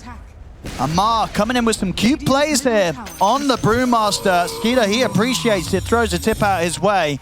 It's been a solid showing from Amar on what he can do with the Brew. Great execution on not a hero that you think of when you think of Amar. Always giving a shout out to the other players as well, Amar. No, that's how many replays he watched. It wasn't just that. Okay. It's quantity over quality. I see. Looks like they will get this Roche, maybe. I mean, no one's going to go for the steal, surely. 9 class. Gets some good info there with a passover, but in fact, they don't make the jump in time. Skeeter's able to pick up the Aegis, finish the Roche. So it's going to be all Falcons to pick that up, and now Maureen, he's going to pick up someone else. Gets the grab onto 9 class. They'll get a kill as well. Falcons bringing things together and starting to get that bit of better control of the game now with this early Aegis on Skeeter. Yeah, and this, Terrorblade game is not the same as a Juggernaut game. It felt like Satanic was untouchable last game, free to do whatever he wanted. This is a pretty hard Terrorblade game. Even Primal Beast is pretty good against Terrorblade. Once you get to more items, you get to these Aghanims, these Shivas. Brewmaster, obviously great. So it is not a free Terrorblade game by any means. Satanic is going to go deep, have to go deep into his pocket of specific builds, and you can see he already has the Bloodthorn queued up. Very specific item. Good against the Brewmaster, but there's already a Manta on the way for him. So you wonder if this is, actually going to be the correct item to go for. We'll see if he, shows why that's the case. He's a Terrorblade expert, like I mentioned before. Grandmaster, top net worth, as we so often see Satanic in that spot. See what he can do. Who's more respectable, a Grandmaster Terrorblade or a Grandmaster Ursa? I feel like probably the Ursa. Okay. But I also feel like Grandmaster it's true. Ursa. At the end of the day, a TB is an illusion hero. Yeah. And, it's a bit cringe. It's an illusion hero. Mike. These Mike guys. who? Got him. They're wondering the same thing. That was a question. They just forgot to punctuate. These guys, PVISION, these guys pause a lot. Oh. These guys are pausing. Even in scrims, maybe. In scrims, it's not. Somehow it's worse than officials. Maybe they just practice the pauses a lot in scrims, so they kind of get conditioned to having these pauses. Maybe it is they've got the pause structure. Their prior coach, Estini, said, "Yo, guys, we need the pause practice. Get this in our reps. We're replicating real-time gameplay. There will be pauses. Maybe he makes them drink a bunch of water before they play, so they have to play while they have to pee. You aren't allowed to pause. You have to pee and you play. Don't try that at home, kids. Not good for you." Oh, the Carlis. Well, he found himself in a bit of a deep spot there. Falcons starting to get a pretty significant lead now in the goal. 5K advantage after these little pickoffs. The great play around the Roche. And just sort of a commanding position from Amar on the Brewmaster. Very, very farmed. He's having a great time, and he's only going to get more farmed. Going for this Manta after the Radiance on top of these bots. He's going to be cleaning up the whole map. He might just stay the most farmed hero on Falcon's side for quite some bit with this build. Yeah, he saw the gameplay from Satanic last game and said, you know what? You think you can do it? I can do it better. And he's going the full vacuum cleaner build. As his team making moves, and Amar with the bots saying, I'm going to farm the whole map. Y'all can make moves, and I'll TP, and I'm the carry now. Y'all couldn't get it done last game. I'll show you how to do it. He's having a great time so far. It's going to be quite a lot for Satanic to have to sort of carry against right on the Terrorblade. These are some beefy heroes that Falcons are building up. It's not going to be as much of a walk in the park as they're able to set things up for Satanic in game one. PVISION, very much the ones to be tested this time round. Radiant's top tower is under attack. Yeah, whereas last game, they were on their side of the map by choice, playing a slower game. This game, they're on their side of the map by force. Falcons hemming them in a little bit, farming just that little bit more, getting a pick off here and there. You can see the gold lead slowly build, as now they're at the Manta, the BKB. Starting to stack up invincibility on some of these heroes. It's hard to imagine a situation where they die if they don't get full 100-0 chain stunned. And we didn't mention it earlier on, but Pangolier, DM, it's not a signature hero for him. We haven't seen them play it really on him very much at all in this team's existence. So we'll have to see if he can prove us wrong and actually perform as more time passes, because if I'm being honest, a little bit skeptical. I don't think he's had the greatest results in officials when he is playing this hero, despite it being platinum on Dota Plus. I'm calling a little bit of cap. What do you think the main reason was this game for them to switch it away from the mid? Was this no one saying, I want to play something else? Is it no one saying it's not a great game for the Pango mid? Or it's him saying it's a really good game for the Puck mid? Maybe a little of both. Yeah. Maybe they felt like they didn't have any good offline options. Not to Carlos. Going to get grabbed again here. They've been able to pick him off quite a few times this game. Starting to add up those deaths on the Pugnut. He's playing the role of the snack bag. Every once in a while, Falcon says, I'm a little peckish. And Ducala says, I will oblige. And they get their fruit snacks, their banana, their burst of energy, and back onto the battlefield. Falcons go rejuvenated. And their thirst for food quenched. I don't know why I said thirst for food. Oh, you didn't need to have the food in, right? Just the thirst quench would have worked. Yeah, or hunger. Either one. Yeah. Kind of mix the two. Can you drink food? Well, you can drink food. Yeah, it was like spoiling and stuff. Yeah, there's that new one. There's that new one. Drinks, those with all the nutrients in, right? Yeah. Yeah, there's that one like people advertise all the time. It's like? Well, don't say it. They got to pay us if they want us to say it. Okay, yeah, sure, that's fair. Yeah. I'm not going to say it. Contact advertising at DreamLeague.com. I'm sure that's not an email address, but we'll shout you out next time. DreamLeague.com. Do we not have DreamLeague.com? Don't go to that website. It might be something terrible. Maybe we do have that URL. Who knows? Let us know in chat if you've already gone there. Here we go. Smoke time from PVISION. It's been a while since they've been able to kind of get away with a good play. You know, falling behind 7K. Want to try and do this now. There's no Aegis in play, obviously, on the side of Falcons. See what they can get. Last game, they were very good at finding the catches. This time, playing from behind could be a bit of a different story. And as it seems, in the direction they're going, there's no one up here. They're not going to find anything. No, they are not. The Falcons, on the flip side, they're not playing super aggressive, super fast. There's not that. We've seen it from some of OG's games where they have that massive hunger to go, go, go, go, go, kill, kill, kill. That's not this game, not this team, right? We know how Falcons plays. They're methodical to their core. That is the way they play. And so I think we're going to expect a slow burn here. Even though Falcons are in a dominant position, they seem content to play for these pickoffs, play for this slow building of the lead.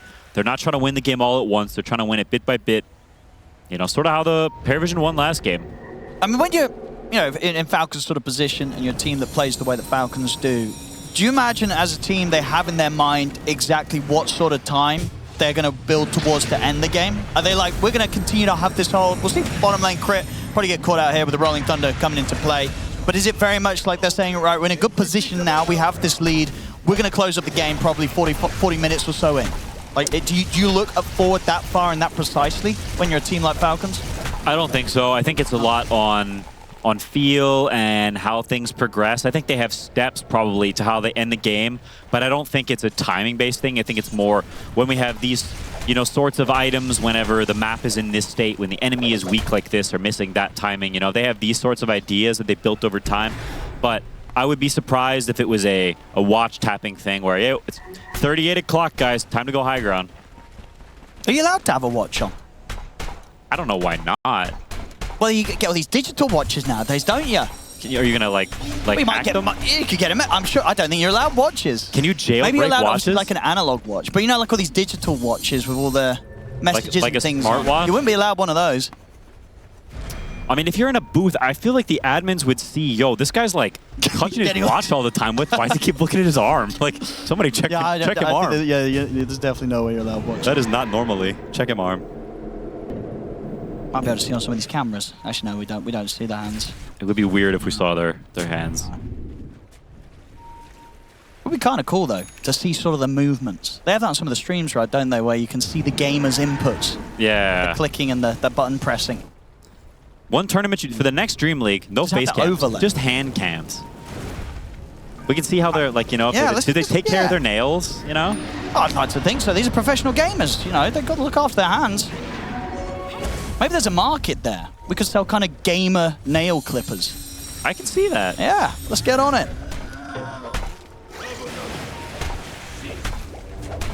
Well, 3K gold. Again, as you say, very likely not going to do anything crazy here, Falcons, whilst they build up towards these next big pickups. In terms of farm for Satanic, Bloodthorn's done. What's he looking for next after that? He's looking for just Hurricane Pipe Butterfly, nothing crazy. Standard stuff, but yeah, I guess the adaptation being that he's focused on finishing that Bloodthorn first before getting his other slots done. They do have a couple of stuns, so if Brewmaster, he may have bought the Manta style, but he is not invincible. If he gets stunned by Spirit Breaker and ulted and TB's there, he is dead. 100-0, just those two heroes. What kind of items do they have to protect him?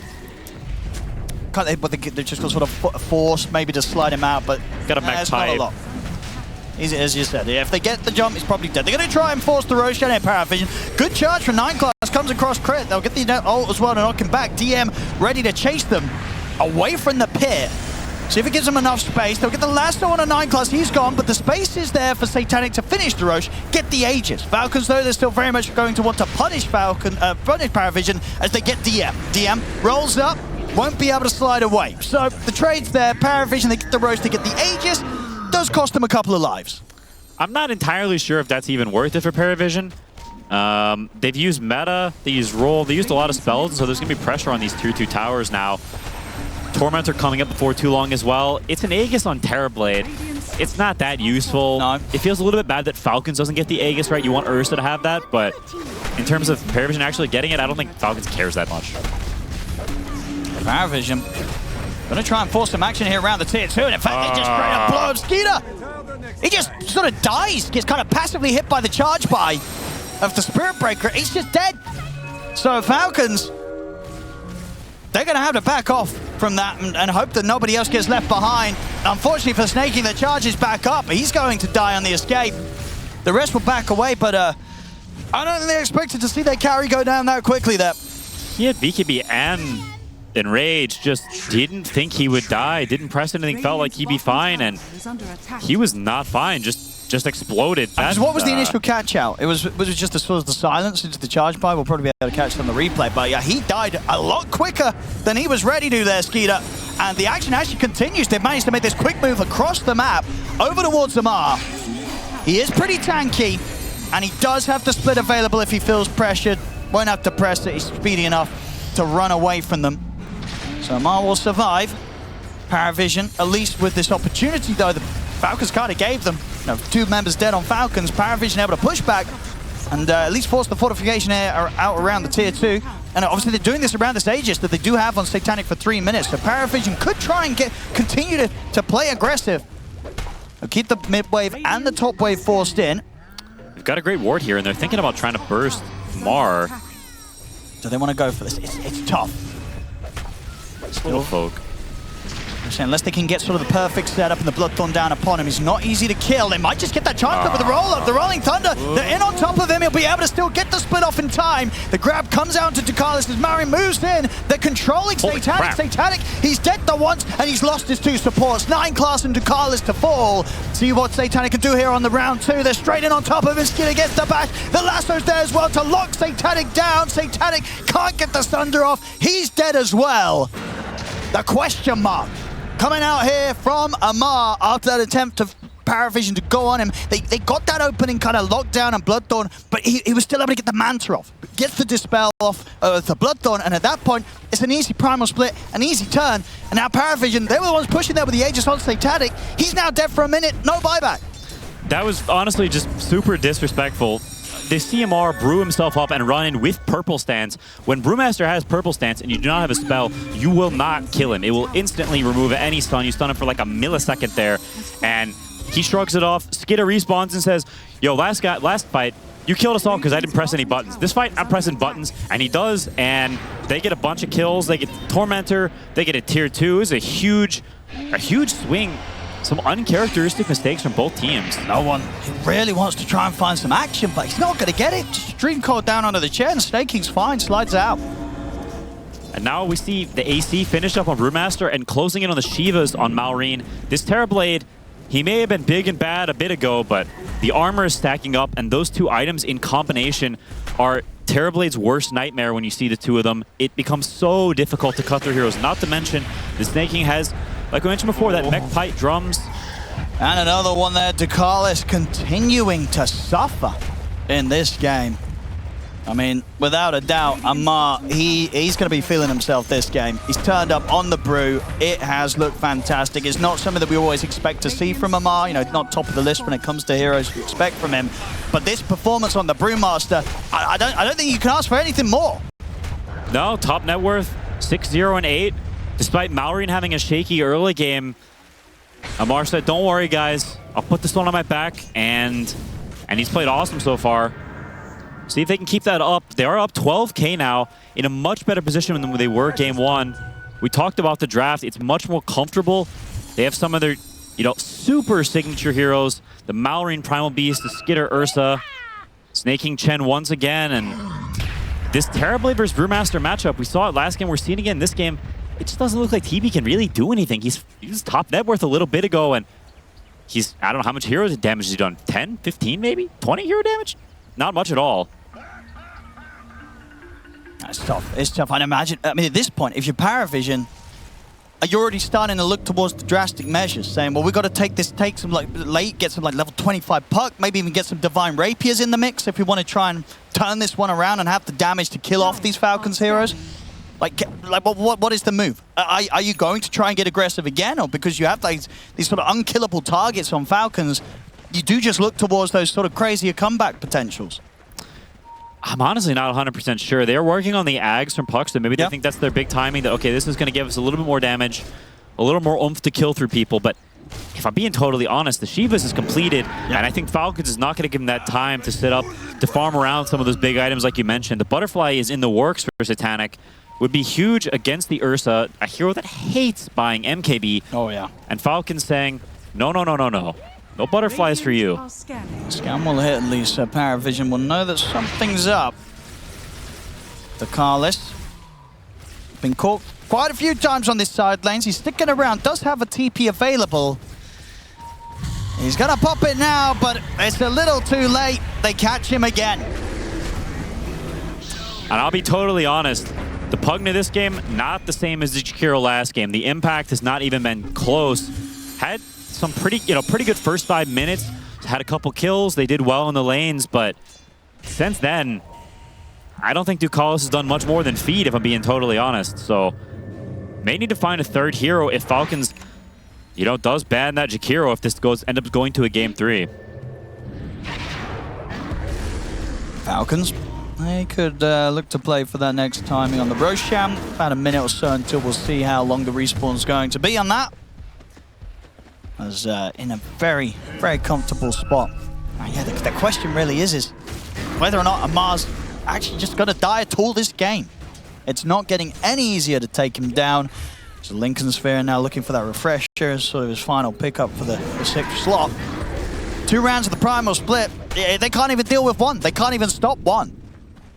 No, there's no way they're dealing with 2. At this point, you look at Pangolier. This is not the kind of Pangolier that kills a Brewmaster. You're looking at the Pango with Ags and AC, all these big boy items, and he has none of them. He's got a Lotus and a Nullifier. He is full team player Pangolier, 1, 3, and 2. Been relatively quiet this game. And this Brew has a free fight, so much armor between the mix of them. Lotus now on Snake King too, so even if they do manage to jump this Brewmaster, he's not brewed up. They try to all in him before the split. He's getting Lotus and purging that Bloodthorn, and he's not dying. There's no way for them to burst him. It's impossible if Chen is nearby, so they're going to have to find another avenue to take these fights on PVISION. See if they can get lucky with a catch here, but Falcons, they've got the numbers. Jump out in time there from no one. Will be safe there with the Lincolns and Lotus thrown down on towards him. Up top, 9 class gets the angle for the setup onto Snake King. They'll get themselves a pick off PVISION. Finding Chen alone. Such a strange place to be. PVISION's all there, and then there's one wild Chen. Snake King biting off a little more than he can chew. Not a great feed, as Roche is up in 40 seconds, so there is some potential that if PVISION's scouting it, they can insta-kill it. Sure. 4 Chen's there. They kill it super fast with the Bloodthorn, although I guess PVISION killed it before, so it will yell. So, maybe not then. Maybe Falcons will be up in time to contest that. Because that is likely the next focal point of this game, is this big Roche fight. Arcane Rune on Malrain. Skittered with the Ags finished up, so not bursting him either. They get the chance for the tower. And already 9 class swinging back over towards the mid. Crit's going to be there to put a stop to him, though. As they'll take the Spirit Breaker down. No one's jumped forward. He's going to have to jump out pretty substantially. DM and Satanic do want to try and make a fight out of this, though. Metamorphosis has been popped. DM in with the Rolling Thunder, not quite able to get the angle onto Maureen, and Amar, he'll get the split off. Satanic starting to try and clear for the Brewlings, but there's the jump forward from Maureen. He's in with the grab onto Satanic. The follow-up stun's there as well. Satanic completely blown up. Cannot get any chance for a Sunder. As the stuns are in, he's gone. Ducalis to fall. No one. He's got to get out of it. Falcons, another easy team fight for them. They can head into the Roshan, look to take that for themselves. PVISION, they just cannot set up a team fight to their favor at this point with this amount of gold deficit. This matchup is just ridiculous. What? You see him, he just pressed the split in TB's face. He's hitting the pandas, doesn't kill a single panda. And in the meantime that he's wasting all this time, Brewmaster or Primal Beast just jumps in, grabs him, beats him to a pulp. He can't do anything. Yeah. It just feels almost insurmountable for them. These team fights are so ridiculously difficult. Spearbreaker, he's gone for the Lotus this game, but he's not ahead. He's not in the position of privilege to get to this BKB and Ags and all these extra items. He's the poorest hero in the game, and there's a Yules and there's all kinds of things to cancel his charges. He's useless in these team fights. And it seems like, tough for no one as well. Sure, he's not died, but like this whole game, Maori's been like 3-4K behind him, but I do feel you feel so much more impact from the Primal in these sort of situations. And I feel that has been one of the struggles of a lot of the puck games that we've been seeing here. No, they don't die, but they also don't do anything. They're kind of just this gentle whisper that you feel blowing through the map. Never really rustling any feathers, and Falcons has plenty of feathers, but none of them are rustled as they move on and they take the base, and pretty much no resistance from PVISION. Everybody's full HP, even the Primal Beast just standing on the hill and whacking it with his really weird innate Colossal. I don't know why Primal Beast does more damage to buildings. Super strange. But he is hitting really hard with the AC right now. Yeah, he's punching. PVISION, they've got everyone alive, but how do they even begin to start to push Falcons back here? Falcons massively ahead here with this lead that they've grown. As I say, it's going to have to take something crazy from PVISION to turn this one around. Falcons doing the best to not give them the time or chance to do so. They'll take out the mid-tier 3. Go for a momentary reset, but you can see it. Falcons are ready to make the jump if they see a chance. Just continuing the onslaught, pushing these waves in. 24K, 9-22 score. Greaves now finished on snaking, and Critty takes the smoke out his backpack. They're ready to deliver the killing blow. Not interested in dilly-dallying anymore. They said, we farmed enough, you're in your base, and we may be Falcons. We like to farm a big gold lead, but maybe this is big enough. While they still have the Aegis on the Primal. Onward and upward. Maori. She's getting the chance to get his hands onto 9 Class at the side. Nearly solo sort of takes him down. Good flame break coming in from the edge there. They kill 9 Class off. Satanic barely able to make it back to the safety of his high ground. He'll live. The coil gets dropped down on a crit. Ooh. A crit should be able to play his way out of that one. With that one, nice moves with the Outworld Staff. Dodges the Rolling Thunder, and he's able to walk away unharmed. The meta was used in all this. So was the coil. Probably the biggest spells for PVISION, and Falcons is not dead, and they're knocking on your front door. And there's the jump again. Maori immediately in, gets the jump on a Satanic. They've got to get him out of here. They'll get the Lotus. The Linkers on towards him. It's not enough to save him. Satanic's taken down. No buyback on him. DM to fall, also without buyback. It's game over. GG's called. We're going to a game 3. As PVISION, they showed their dominance in game 1, but game 2, Falcons, they showed their dominance even stronger. 33K lead here as they close things up 41 minutes in. After watching these 2 games back-to-back, you almost feel that this matchup is just impossible. I think we've seen it one other time this tournament. And sides, Viper coming into play here for Falcons. PVISION, they close it up, they get in the Venom. Obviously different lanes, different capacities. What do we make this? Which one's going to be the more disgusting in this game 3? Well, there's a lot of spitting in this game, like you said. Jakiro, he spits twice. Yep. Viper, he spits once. And Veno, he only spits once. So yeah, but he's got the little spits as well. He's got the little spits, but the thing is, at level 1, we're talking right now, current disgusting quotient, DGC, Radiance has to have the advantage. It's 3 spitters, 3 nasty boys, compared to just 1 little spitter. What about the did the Sky not count as a spit? All this, the stuff just flying out at you. It's like a magical spit. That's not really out of his mouth, right? It's well, you don't know that. I've not read the lore. I mean, I guess he could have some ethereal, magical, floating mouth. He just blurts out these magical balls at you. Turns out Skyra just has a real spitting problem. Because that hero can be pretty disgusting as well. Looking forward to see what 9 Class can do on it today. It's Satanic. It's going to be fine. But let's see what goes down. I said we've had 2 games. 2 games that have pretty much been in, on one side, and then the comebacks haven't been there. Now, PVISION, complete control of game 1. Falcons with full control of game 2. Oh, they're just straight up lane swapping. Malrine is playing the off lane, and Amar is playing mid. So rather than swap their heroes, they're swapping lanes. That's how comfortable these players are. And why is this? What hero is dodging what? I mean, Primal just cannot lane against Vano. I think this lane is just completely impossible, to be honest. I don't even think you can wave cut. You know, heard the panel talking about it, and I think there are no options. It genuinely is an impossible, and you will get obliterated. And so they choose to avoid that and just keep the heroes as is. They've done this in the past. They actually did this against me in particular. They lost that game. What heroes were they doing it with? They swapped it with Primal Beast and Huskar. Huskar, okay. So Mar played the Huskar mid, and Mallory played the Primal offlane. So it's not his first rodeo, but it's not a rodeo they had a ton of success with in the past. We'll see if they can wrangle the bull this time around. And so what does this now mean for that mid lane? You know, obviously no one expecting to play the Venom against this Primal. Now he's going to end up in this matchup against the Viper. How does this one play out? Because obviously interesting to note, right, we are seeing Amar going for the classic Viper facet and build. It's not going to be this whole kind of shove waves, maximize farm around the W and the E. Yeah, he is playing around the Q max, took Poison Burst, did not take the Topson facet, so he's playing around that right-clicking. I think early levels Viper will do totally fine. I mean, I think he'll do fine throughout the entirety of the lane, but I think it's going to be kind of drawish and boring. You see no one, he's going for that looks like Plague Ward max. This is something that Limp used to do way back in the day, where you just put a wall of wards on your hill. And they can just never go up. And you just kill the wave over and over again. It's a build that will get you farm, and you will be very chill, but the actual rune fights and the skirmishes, you're kind of weak, because the snakes, in terms of how the skirmishes play out, are not the strongest in the world. So if the enemy does get on top of you, if you get Viper struck, Bounty gets on you, you can die pretty easily, but I think mid will be somewhat of a farm fest, unless one player messes up in a real big way.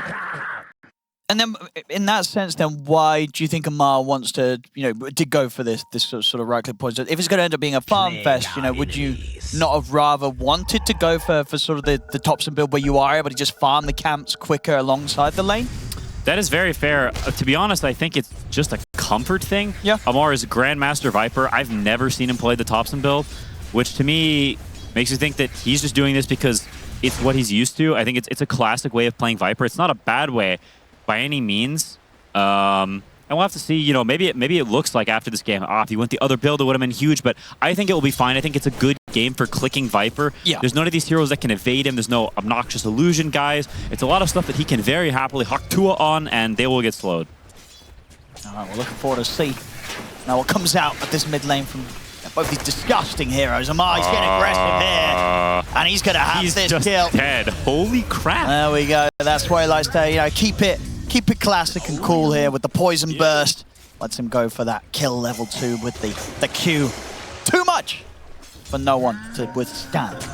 I mean, I don't know. I wonder, I wasn't watching super closely, but I have to feel like this was a mistake in some way. You can see 5 denies on the Venomancer. Like, he must have just been a little out of position, took too many hits. If he just chilled, got to his 2 points in Snake, I have to imagine he would be fine, but if he gets away first blood, and Viper will be very happy with this, a hero that needs a good start.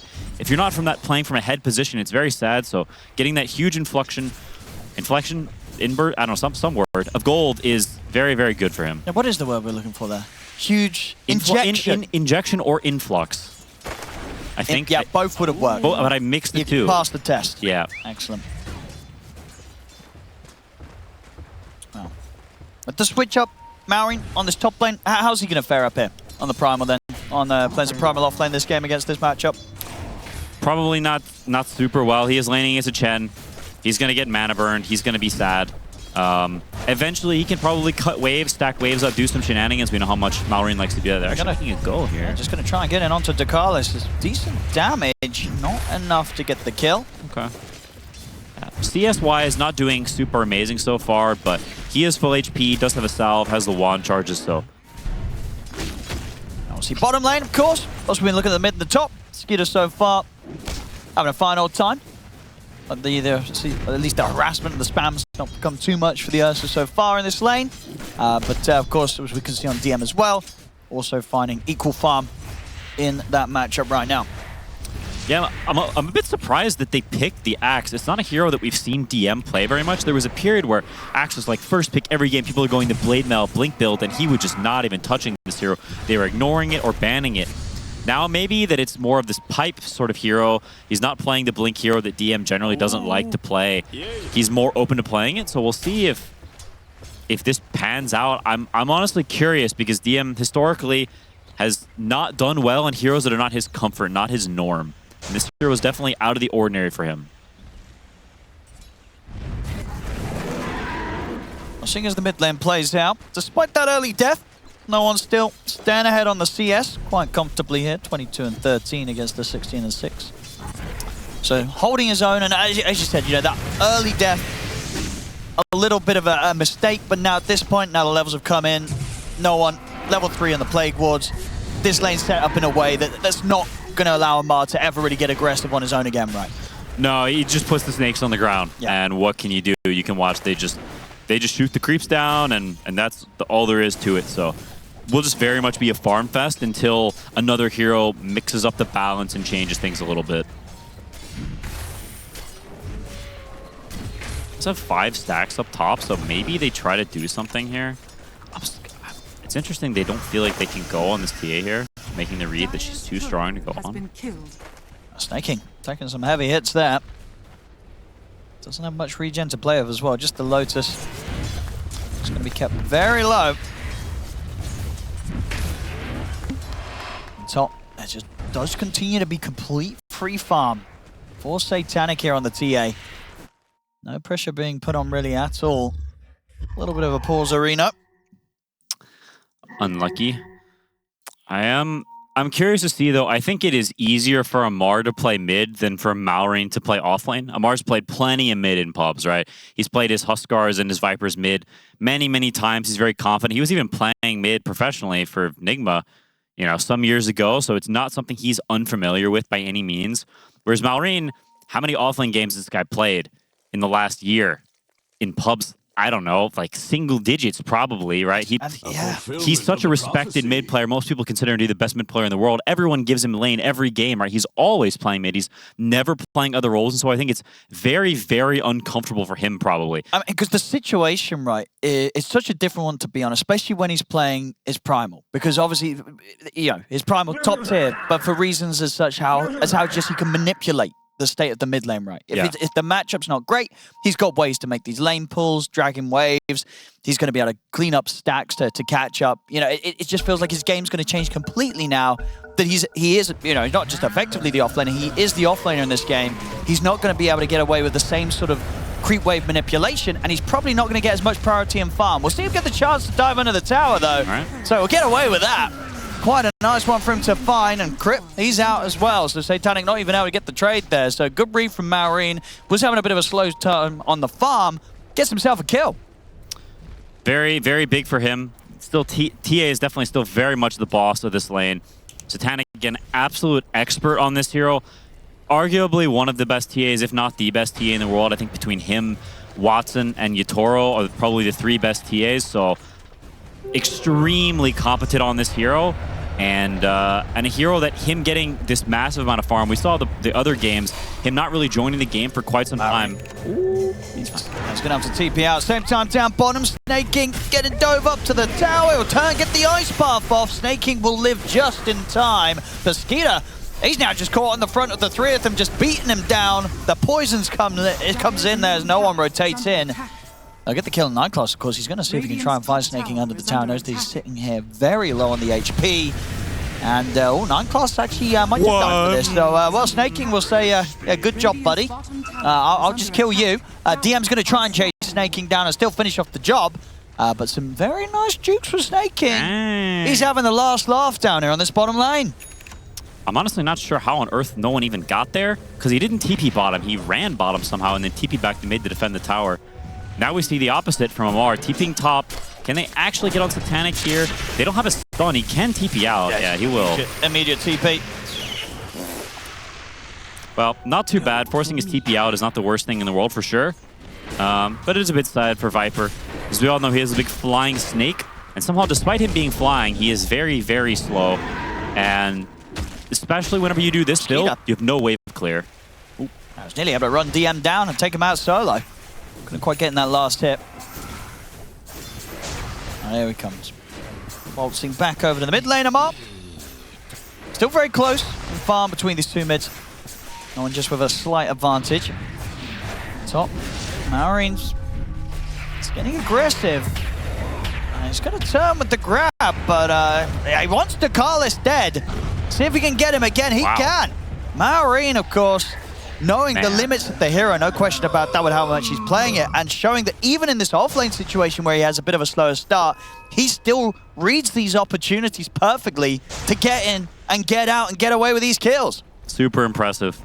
He's the best Primo in the world for a reason. When I look at this Viper skill build, though, I kind of question it. Like, we knew the gameplay would be like this, right? It's obviously going to be a farming mid lane. He's going 4-0-3, 0 points in W, saying, Thompson, screw you. I don't want your build. I'm staying as far away from it as he can. Let's see. Maybe he's going to go as far as just kill stats over it. Knowing Amar, I would not put it past just to prove a point. You know, he's like, I don't need this W. Let's see what he does. Obviously, so far, so good as, you know, we're seeing the farm still fine for him. Bottom lane, they didn't get snaking before. They want him big time this time round. Dakalis turning up. They'll be able to take the Jakiro out. Yeah, no real defense here. Wherever this Veno goes, Primal will be staying away for quite some time. Another pause, unfortunate. But I don't know, PVISION, they just have so much of this obnoxious garbage. It's so hard for Primal to play into it. And we did see them pick the Primal into all this stuff, but so many slows. Veno, Sky, Axe, TA traps. What the? Until he has BKB, can he really get involved in this game at all? Yeah, it's definitely going to be kind of messy. Just sort of the ground, getting around the team fight with the amount of sort of slows and damage that's just going to be casually thrown out from numerous heroes. Team fights could certainly get messy. Especially if one of the sides starts to hemorrhage deaths, you know, suddenly you're sort of left in a situation where you're trying to run, you're trying to get out, but it's not always going to be an option. When these teams commit for a fight, they're going to have to really commit, because running away is not going to be easy. Pretty cool approach, to be honest, from PVISION. This Venomancer taking them out of their comfort zone, right? They have to swap their lanes. They have to not follow the typical Falcon script. One of the things that's so powerful about this team is they always do the same things, play the same way, which means they're so expert at that play style. Well, look at this, though. They were spotted on the ward walking up here. They know they're there. I mean, look, it seems like they feel that they're going to make some sort of surprise move. But the move indeed is just going to be made on towards them. They'll get the grab still on towards no one, as Amar's able to focus down, kill the Venomancer off, but backup's coming in. Amar's going to die for this. So if they can get the rest of them out, Skeeter at the side, he's got his eyes on Dakalis, we'll be able to take him out. Nice. Now he's on the run. Satanic, can they get any sort of slow on towards Skeeter? Doesn't. Oh, look at the trap slow. Not going to be enough unless they want to start diving towers, and DM not really in a position to do so with his health as low as it is. So they'll lose Amar, but they did manage to get 2 heroes in return. So, you know what, I think Amar will say it's worth it. Not the worst for sure. The Bounty Hunter's getting some XP top in the meantime. And a much more action-packed game. You know, Satanic TPing there and joining the fight. A lot of heroes combining, way more just general hero interaction we saw the past 2 games. Normally it's the inverse, where game 3 is the more quiet farming game, but in this series, game 1 and 2, pretty slow, but game 3 setting up to be a barn burner so far. Yeah, mid of course still very hard to pressure in anytime no one's around top. Marine is going to try and find the opening here onto Satanic. That's the rotation coming in from Snaking as well, making his way over through the Twin Gate. And I tell you what, even without Snaking, they nearly get the kill. The Ice Path will come in to secure it. But wow. That's straight up aggressive play. It nearly worked just with the 2 of them. Again, Marine seizing these opportunities to make moves on the top. There's catching PVISION by surprise, and this time getting that bigger target, taking Satanic out. No, this is an absolutely enormous death. The panel talked about it some, but TA, not a hero that wants to be dying like this. Hero that only functions very well from ahead. And also, PVISION, they have 2 ranged turret cores. Traditionally, that is very frowned upon. The things it does to your lineup, it makes you very scared. And Crit's going to walk in and just die. Happens to the best of us. But it makes your heroes very uncomfortable and can be very odd whenever you look at this lineup. Is anyone going in?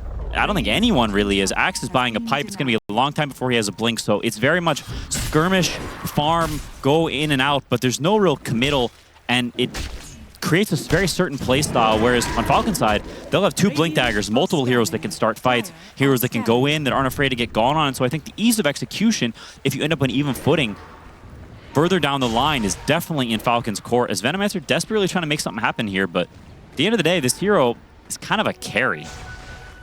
Skeeter was just a step ahead there with that movement. Not getting caught out. No one has to head back to the triangle. Start farming through some of these stacks. It's going to be interesting to see where PVISION does sort of take this lineup as the game progresses. I think for now it's somewhat the calm before the storm, as Primal's finishing up his blink.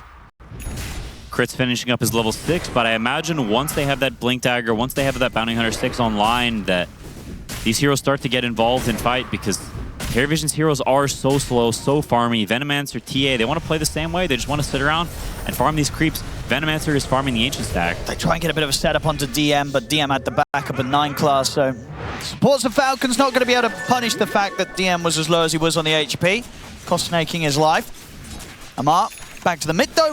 Will managed to take this tower down at a pretty decent time. No one not actually able to hold on to this, as he's had to move over to focus on farming up the triangle. So Amar still going to be very happy with the game so far.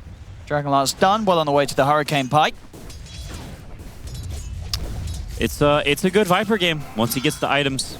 We talked about it before, but this Pike, Manta, it's great games for those items. He's not going to need to buy the BKB, an item that Viper hates buying so much. So if you are going that right-click build, Manta, Pike, Butterfly, Scotty, all these items, they're amazing this game against all the heroes. That's Viper's bread and butter, getting to buy all those items in any order you want. So if he does get really farmed on Viper this game, he will become a terror. There's no doubt about that. So now the Blink's online, and they're looking. I don't know if they have a damage for DM, though. He is near the tier 2. Yeah, can they go for this? Satanic's being careful with the way that he moves through the jungle, just sticking to the safety of his tower, especially with Amar showing himself. He's got a feeling. 9 class. Dire's top tower is under attack. So spot out Crypt. Oh, Mystic Flare. He knows. Yeah, no, sorry, concussive shot was already used, so no, had no further slow or control. And no one back to trying to kind of bully Skeeter out of this position, but Skeeter again is just not allowing himself to get caught, playing perfectly safe. No one's got backup on the way, so Falcons do have to be careful how they approach this area now that no one's going to start to establish his presence with the wards. Dire are scanning.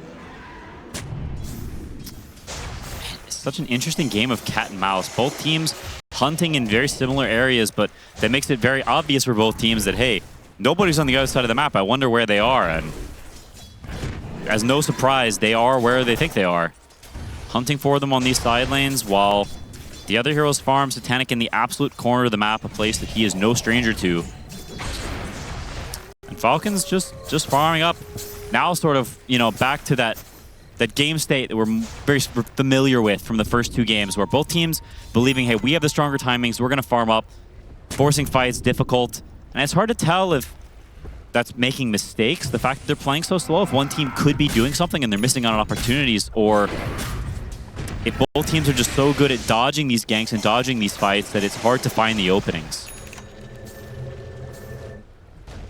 Maybe a little of both. I'll take a little Roshan here for Falcons. Doesn't look like PVISION's going to have anyone in the neighborhood scouting this out. No, it feels really nice for Ursa.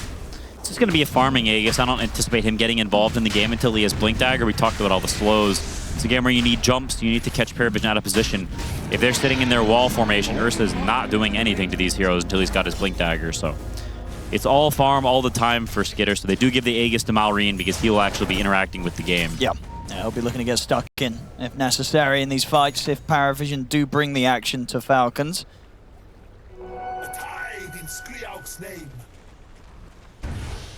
PVISION likely to be very careful now that Aegis is in play. And yeah, just feeling confident in getting the space secured for Satanic and no one. They're so done. Looking for the blink next. Nothing crazy, of course, from Satanic on the TA. Standard stuff, but coming out at a good time. Top net worth. He did skill the W on Viper, by the way. He did, unfortunately. He wasn't ready to go full anti-hipster with the build. I think he died. Sticking with the classic stuff. Was in very deep. And Amar's looking to see if he can get the wraparound onto no one. He's in with the Viper Strike. It's a lot of damage, but Amar's also taking a lot of damage himself. And DM comes in. He's ready to try and chase Amar down, but it's a speedy Viper hit, as Amar will survive. Was not quite able to get away with the kill, though. DM, very clutch TP and pipe there. He would have died to the tick down damage. So, big save, but nothing really lost there. Amar did buy a null just now. Like he had 500 gold and decided he would buy a null a little later in the game. That was strange, but I thought it was interesting. On top, Marine gets another opportunity here. Having a very, very good time on this Primal, despite kind of that slow start in the first few waves. Continuing to show, as you say, how solid he is with this hero, that he can still pop off even when put into a different scenario at the start of the laning phase. It's looking pretty spooky. And 4-0-1, yet to die on this offlane Primal. Just too good at this hero. Level 30 for a reason. I think he's the only level 30 Primal in competitive Dota. Super, super familiar. Like we saw in some of those fights earlier, knows his limits insanely well. And this draft, I'm really curious to see how it pans out as more time goes on. When your two top net worth heroes are as similar as they are, can cause issues. Woo! Easy blink. They're out and away. And we're just, again, just ultimately because you feel that there's always going to be the chance that in these fights, the T8 gets jumped, gets grabbed, gets ripped apart by this Ursa, and then what are you going to do? Yeah, Venom's going to sit there and click the same way T is, and there's going to be blinks, there's going to be jumps on the other side, 4 staffs, all sorts of things. I just feel as more time passes, Falcons has the tools to counteract these things, and PVISION may not. But they proved me wrong before. Maybe they can do it again. As for now, just content to farm up. As we know they like very much to do. Big fans of gold. Still getting a lot of it. Only core falling behind a little bit is that of DM. But even that, you know, difference, it's not a huge one. Everybody getting to progress as they'd hoped for. BKB's now done on Maureen, so even with the Aegis coming to an end in about a minute and a half, we might see them try to get on some aggressive moves themselves, Falcons. Because even though the gold's even, definitely feels like they're going to hit this timing where they could really look to try and force the issue, or at least try and take over a bit more of the map a bit sooner than PVISION's going to be able to do so. There's the smoke. They definitely need to be careful about the overextension. PVISION, they are all in position here. It's the big Tormentor fight.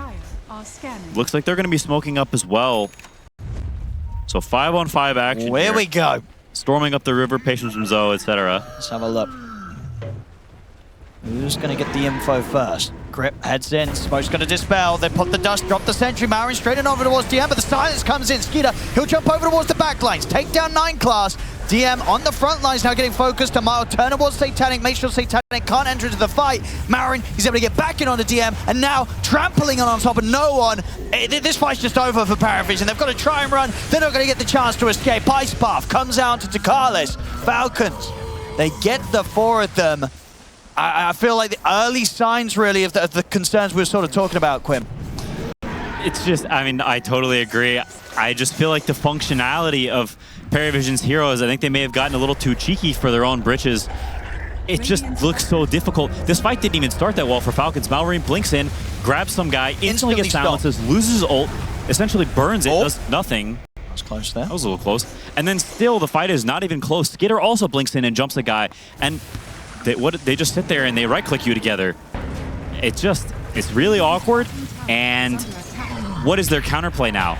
They're going to go keep farming, right? Of course they are, but Falcons, now they have these blink daggers. Now they've gotten a little more map control. They've gotten the shard on Bounty Hunter, so potential for more sneaky invis plays. And they're going to keep playing that pickoff game and looking for kills. Venomets are starting to fall a little bit behind, and not a hero that functions very well without that advantage, without that ability to stand strong and spit wherever he pleases.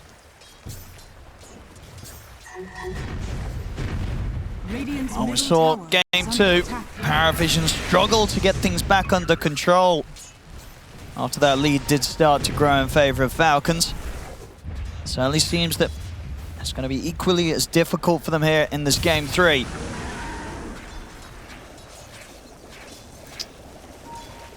Amar is going for that Manta style. Classic item against TA. You can dodge the meld hit, you can purge the minus armor. And grading into all the other stuff too. Axe, Skywrath, Venomance. There's so many things to dispel. I imagine we'll see a Lotus Orb, 4 staffs down the line. Both supports on Falcons with that item queued up. Salamar passes the bottle on to Malrine, says, I bestow it upon you. I crown you the mid player. Back in his comfort zone, playing Primal in the mid game with a bottle in his inventory, a Blink BKB. That's something he knows how to do better than just about anybody. See where they head. I mean, Ducalis is trying to get this top lane pushed out here with no one by his side. Malrine, if he sees a chance to get the jump on one of them, he'll certainly go for it. Quickly to, and with the blink to just get over that first little line of Plague Wards. Not be able to get any heroes. Settles for the summons. PVISION is completely scared right now. Cannot look to make any sort of aggressive move or look for a fight.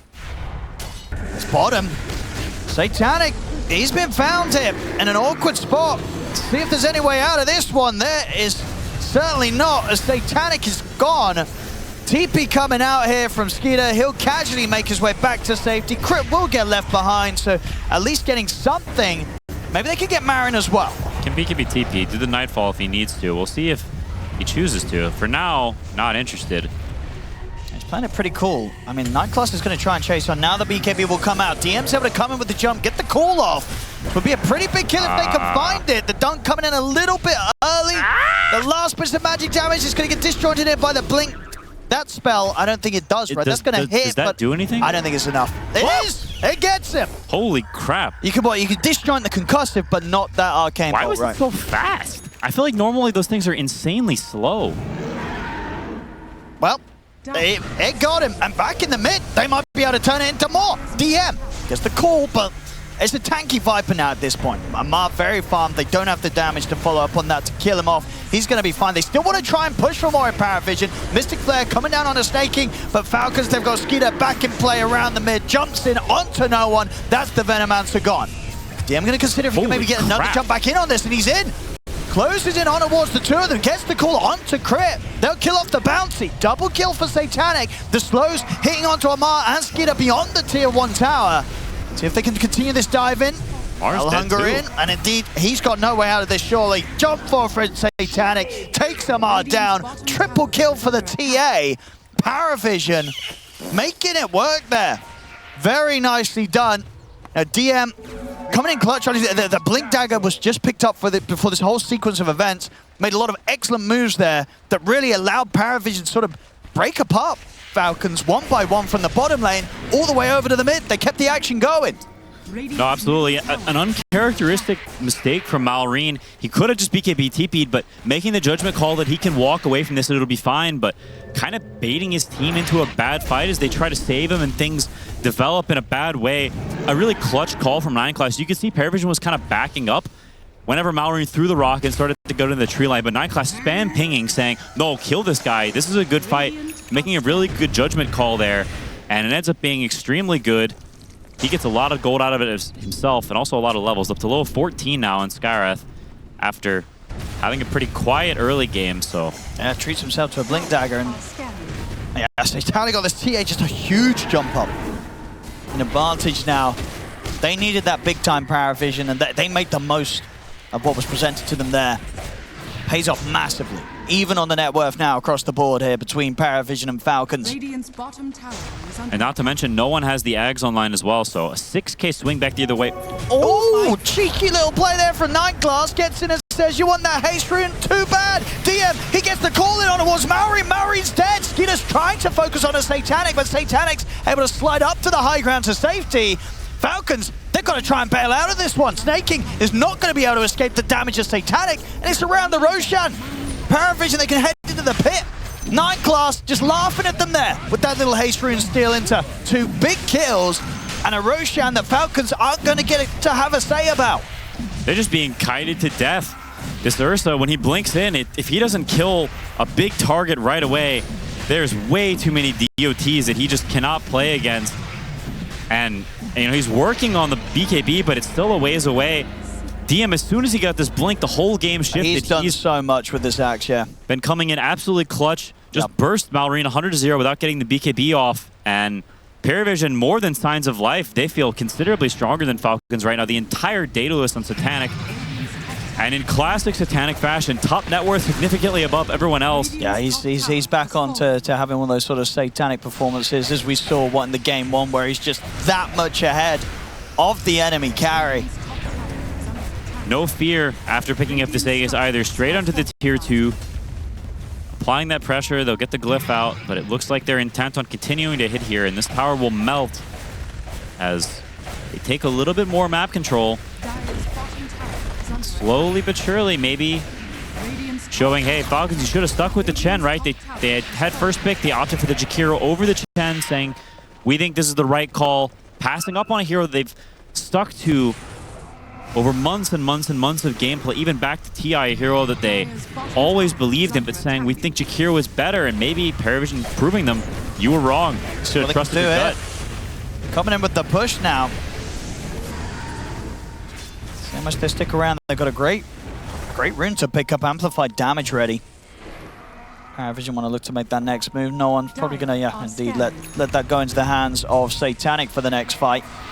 So now not only is this incredibly farmed TA with his Daedalus done, amplified damage ready to pop in that next fight. Oh, yeah, he's good, yeah, definitely going to grab that for himself. So this next fight, if Satanic's able to get in on top of them, the Falcons, they're going to struggle.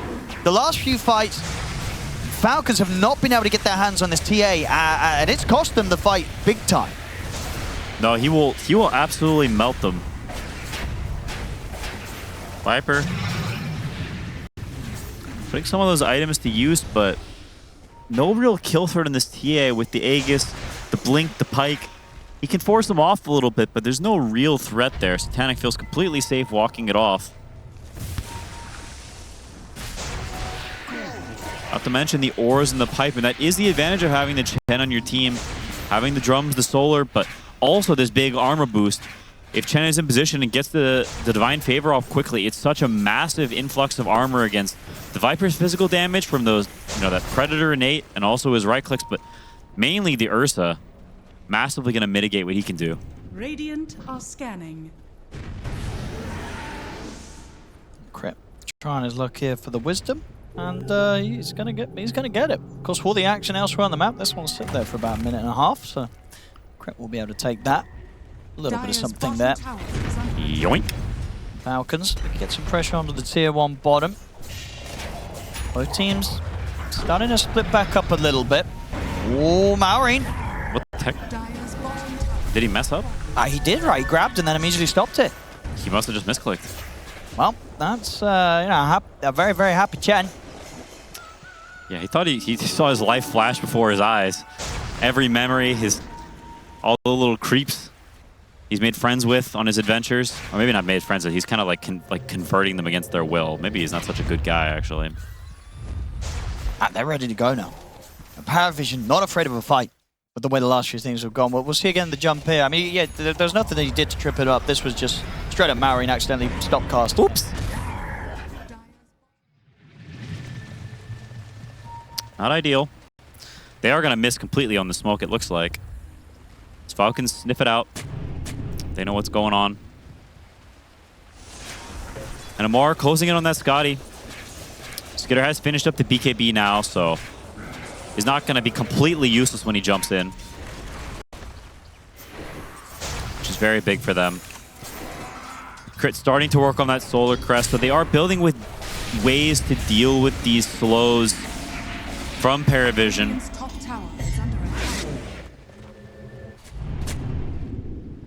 He just coming to an end now.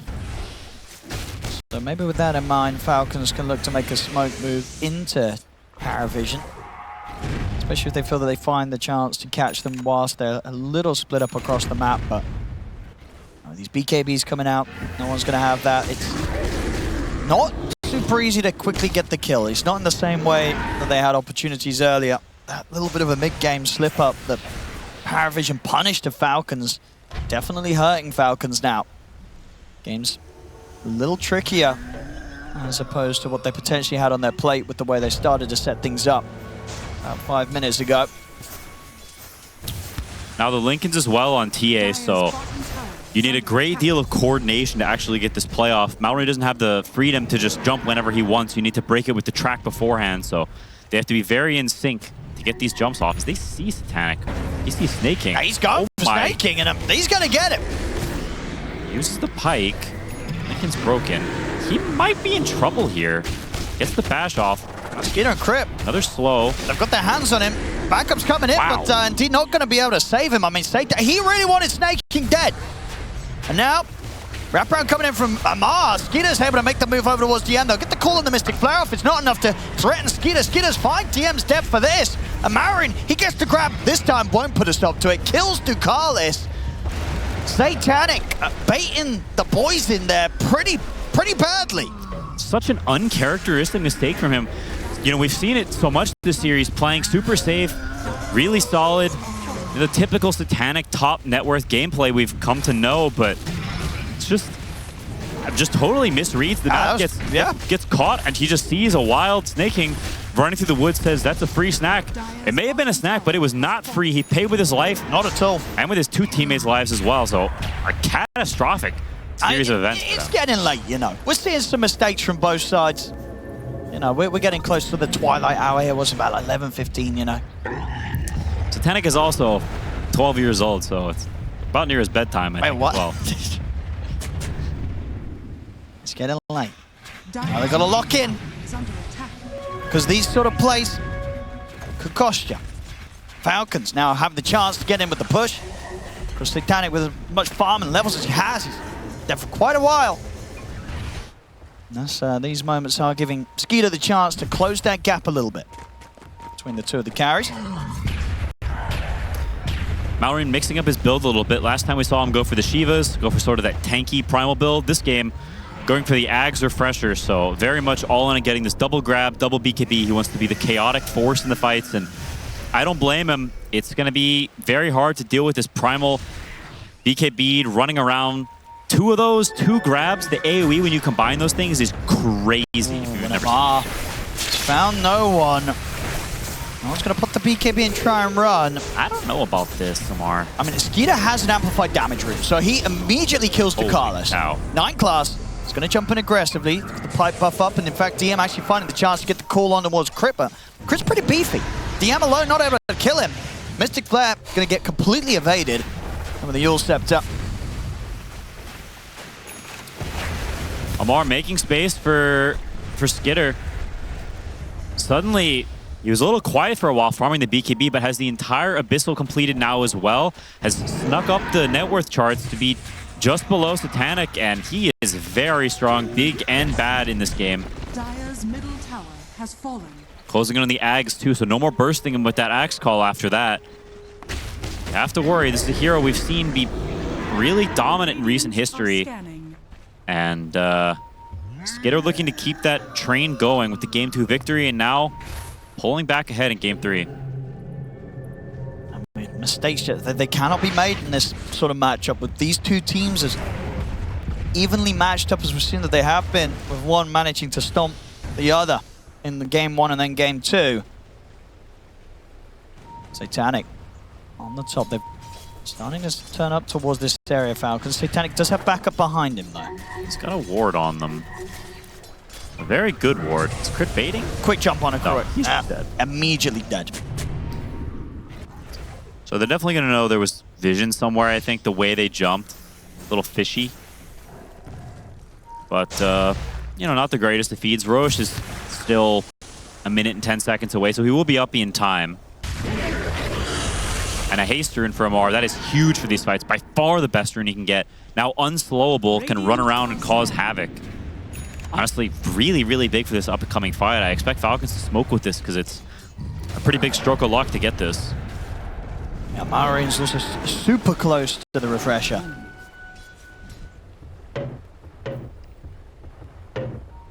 So maybe just sort of waiting to get those pickups first. Aghanim's also just a few hundred gold around the corner for Skeeter. Very much one of those times where everyone is pinging, I'm a little bit of gold away from this huge item, but sometimes in those moments, you get too caught up on finishing your item and you lose sight of what's happening on the map. PVISION trying to take advantage of that. Now he's going to show, and DM's quick to catch him. Immediate jump from DM. Does have the buyback, but asleep at the wheel a little bit. Falcons still considering taking a fight, maybe, if it comes up towards their high ground. They need to deward this trap. It's owning them so hard. All right, let's pop it. PVISION, they'll see the chance for Roshan. Spawns back into the game. Perfect time for them to head into the pit. Falcons still without Maureen for 50 seconds. Aghanim's now picked up on Skeeter. No one's starting to hold the fort around the pit, getting the wards down.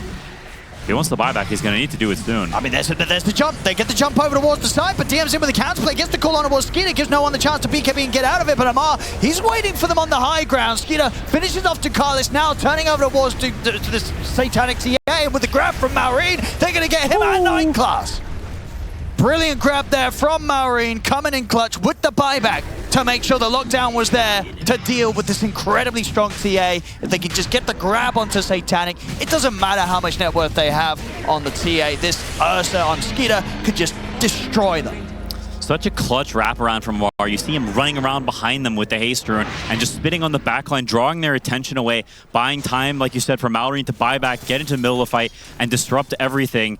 He's so tanky on Viper if you look at him at this point. 3.4k HP, 35 armor, almost the Shiva's coming on him as well, including having the Pyrrhic Cloak. He has the Quickening enchantment, so 15% evasion on top of that. He is tanky on tanky on tanky, and it's only going to get harder. Still has an entire other empty inventory slot, and Viper is a hero that scales extremely well. When you start getting to these 4th, 5th, 6th items, his real issue is getting there, but once you're there, I would not want to encounter this snake in the wild.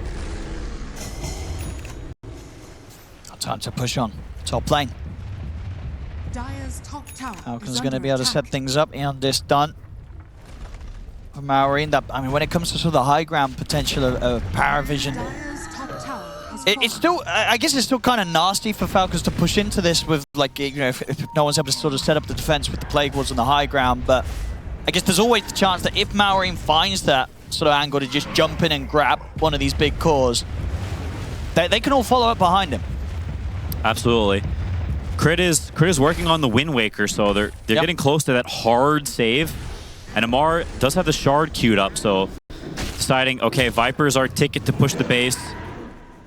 And that hero is very, very good at sieging, especially if you have saves behind. Playing super cocky. They're eyeing him up. It's a difficult move to make, though. Skeeter's not too far away. And yeah, they don't get the chance to make any jump onto Falcons as it is. Skeeter about to get the 25, very close to having the money to really build into the Swift Link as well. And as we see, yeah, that gap between him and Satanic that's been there the majority of the game is pretty much completely closed up now. Satanic with a really cute item build, going for the Lincolns and the Butterfly. He's really trying to adjust to the specific heroes in the game. As Ducalis, he is going to die. There is no way out of this for him. Oh? No. No, it was a cute try. But no way. No way. No, it's neat adjustments from TA, but just not showing to be enough. Like you said, if he gets jumped on, it almost doesn't matter how much gold he has. If he had 20k more gold, would it do anything? I don't think it would. He's almost 6 slotted as is. Really only the Swift Blink that he wants to change out. Otherwise, what is more gold gonna do? I mean, because I feel what the only counterplay they have, right, to be him being sort of refreshed and BKB grabbed, it's going to be the Axe. To the point where this DM to sort of have to sit back and wait for his TA to get grabbed to come in with the play. Maybe so. Oh, what a pipe. Wow, very nice. Amar was quick with that one, and DM, he's taking a lot of damage. Has to put the BKB, go for the TP out. That was crazy. What the heck? This guy's good. But no, I mean, the issue is he has Refresher on Maureen anyway, so even if you do call him, he's gonna be BKB'd and anyway. He's gonna refresh and just grab you again. Yeah, I mean, yeah. How do you stop the TA getting grabbed then? That you just, at this point, you don't? maybe you need to bait your Venomancer. They're trying that now. They are indeed. No one's going to get caught by the jump. They'll have to grab here on towards DM. Marin ready to put the refresh to go for round 2 on this axe, locking him down. No one's just been destroyed by Amar. DM getting bashed up by Skeeter, as that's DM and no one gone for a minute.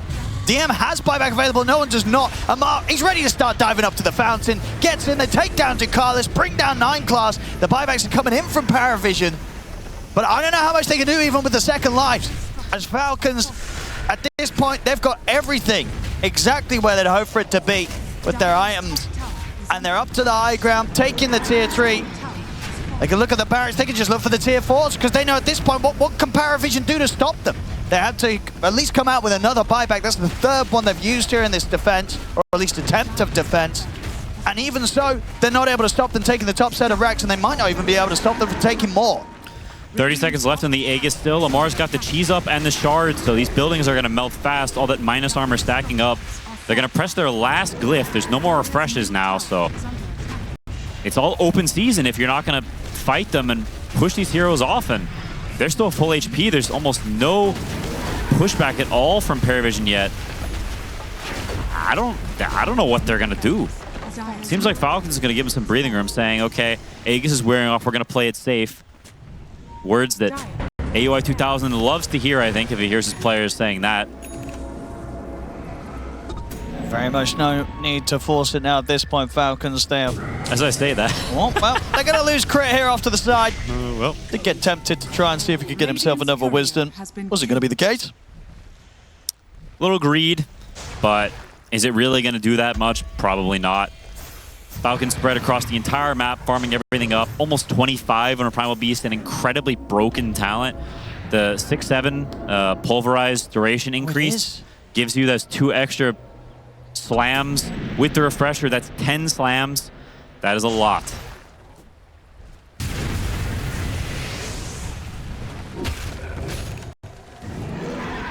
$27K lead. Right now for Falcons. There was sort of that mid-game portion where they did make some mistakes. PVISION were able to strike back, but everything's been back downhill for PVISION ever since sort of Satanic made that misplay going for the Snake King kill. They just haven't been able to regain control whatsoever since that point onwards. Falcons in fantastic position. PVISION, they need something crazy to sort of turn this one around. Maybe even looking down the sort of lines of a Divine Rapier for the TA. Even then, it's kind of hard to sort of juggle with the slots that he has. But they need something extreme to sort of turn this now. They do. Normalcy is not going to work. There's no out... There's almost no outplaying this kind of gold. No one caught outside of the base. They'll put the BKB, but he is gone. No chance of coming back into this one as he's dead without buyback. Marin, he's ready to just go for more. He'll get put to the top by the call, though. In fact, that's going to cost Marin his life. Still, though, the rest of the team of Falcons, they can keep it going. They look for the jump over towards Satanic, and E-Blade from 9 class will buy him a bit of safety, but will it actually allow him to get out there? DM comes in with a call. Satanic actually gets the chance to blink back to the fountain, but DM, it cost him his life. They're just down to the 2 of them. 9 class and Satanic, the last one's left alive. Sure, Falcons, they lost Maureen. It doesn't matter, though. They're still in the base of PVISION. They're still ready to keep this push going. No buybacks on those 3 heroes, and even if there were, it's hard to see a way for them to push them off here. Holy moly. 9cast trying his best. That's a lot of damage, more than I think they expected, but still not enough. Mega creeps on the horizon, and maybe the base too. Mallory buying back. That's a bit strange, but they're deciding that we're going for the jugular. They think it's over, and they're probably right to think so. Mega creeps are out. They're ready to close this one and get to bed. As the tier 4s are falling, let's get up. He gets to jump on a 9 class. 9 class gone. Amar ready to focus the objectives. Just close this up. No one's going to try and put a stop to it. They get decent damage, but again, Marin's him the grab. Will get put to a stop, actually. Good Hurricane Pipe play there from Satanic. As they're just focusing the Ancient. Marin might die back, but it really won't matter. The rest of his team closing the game up. GG is called. Falcons will take this series 2-1 against Paris.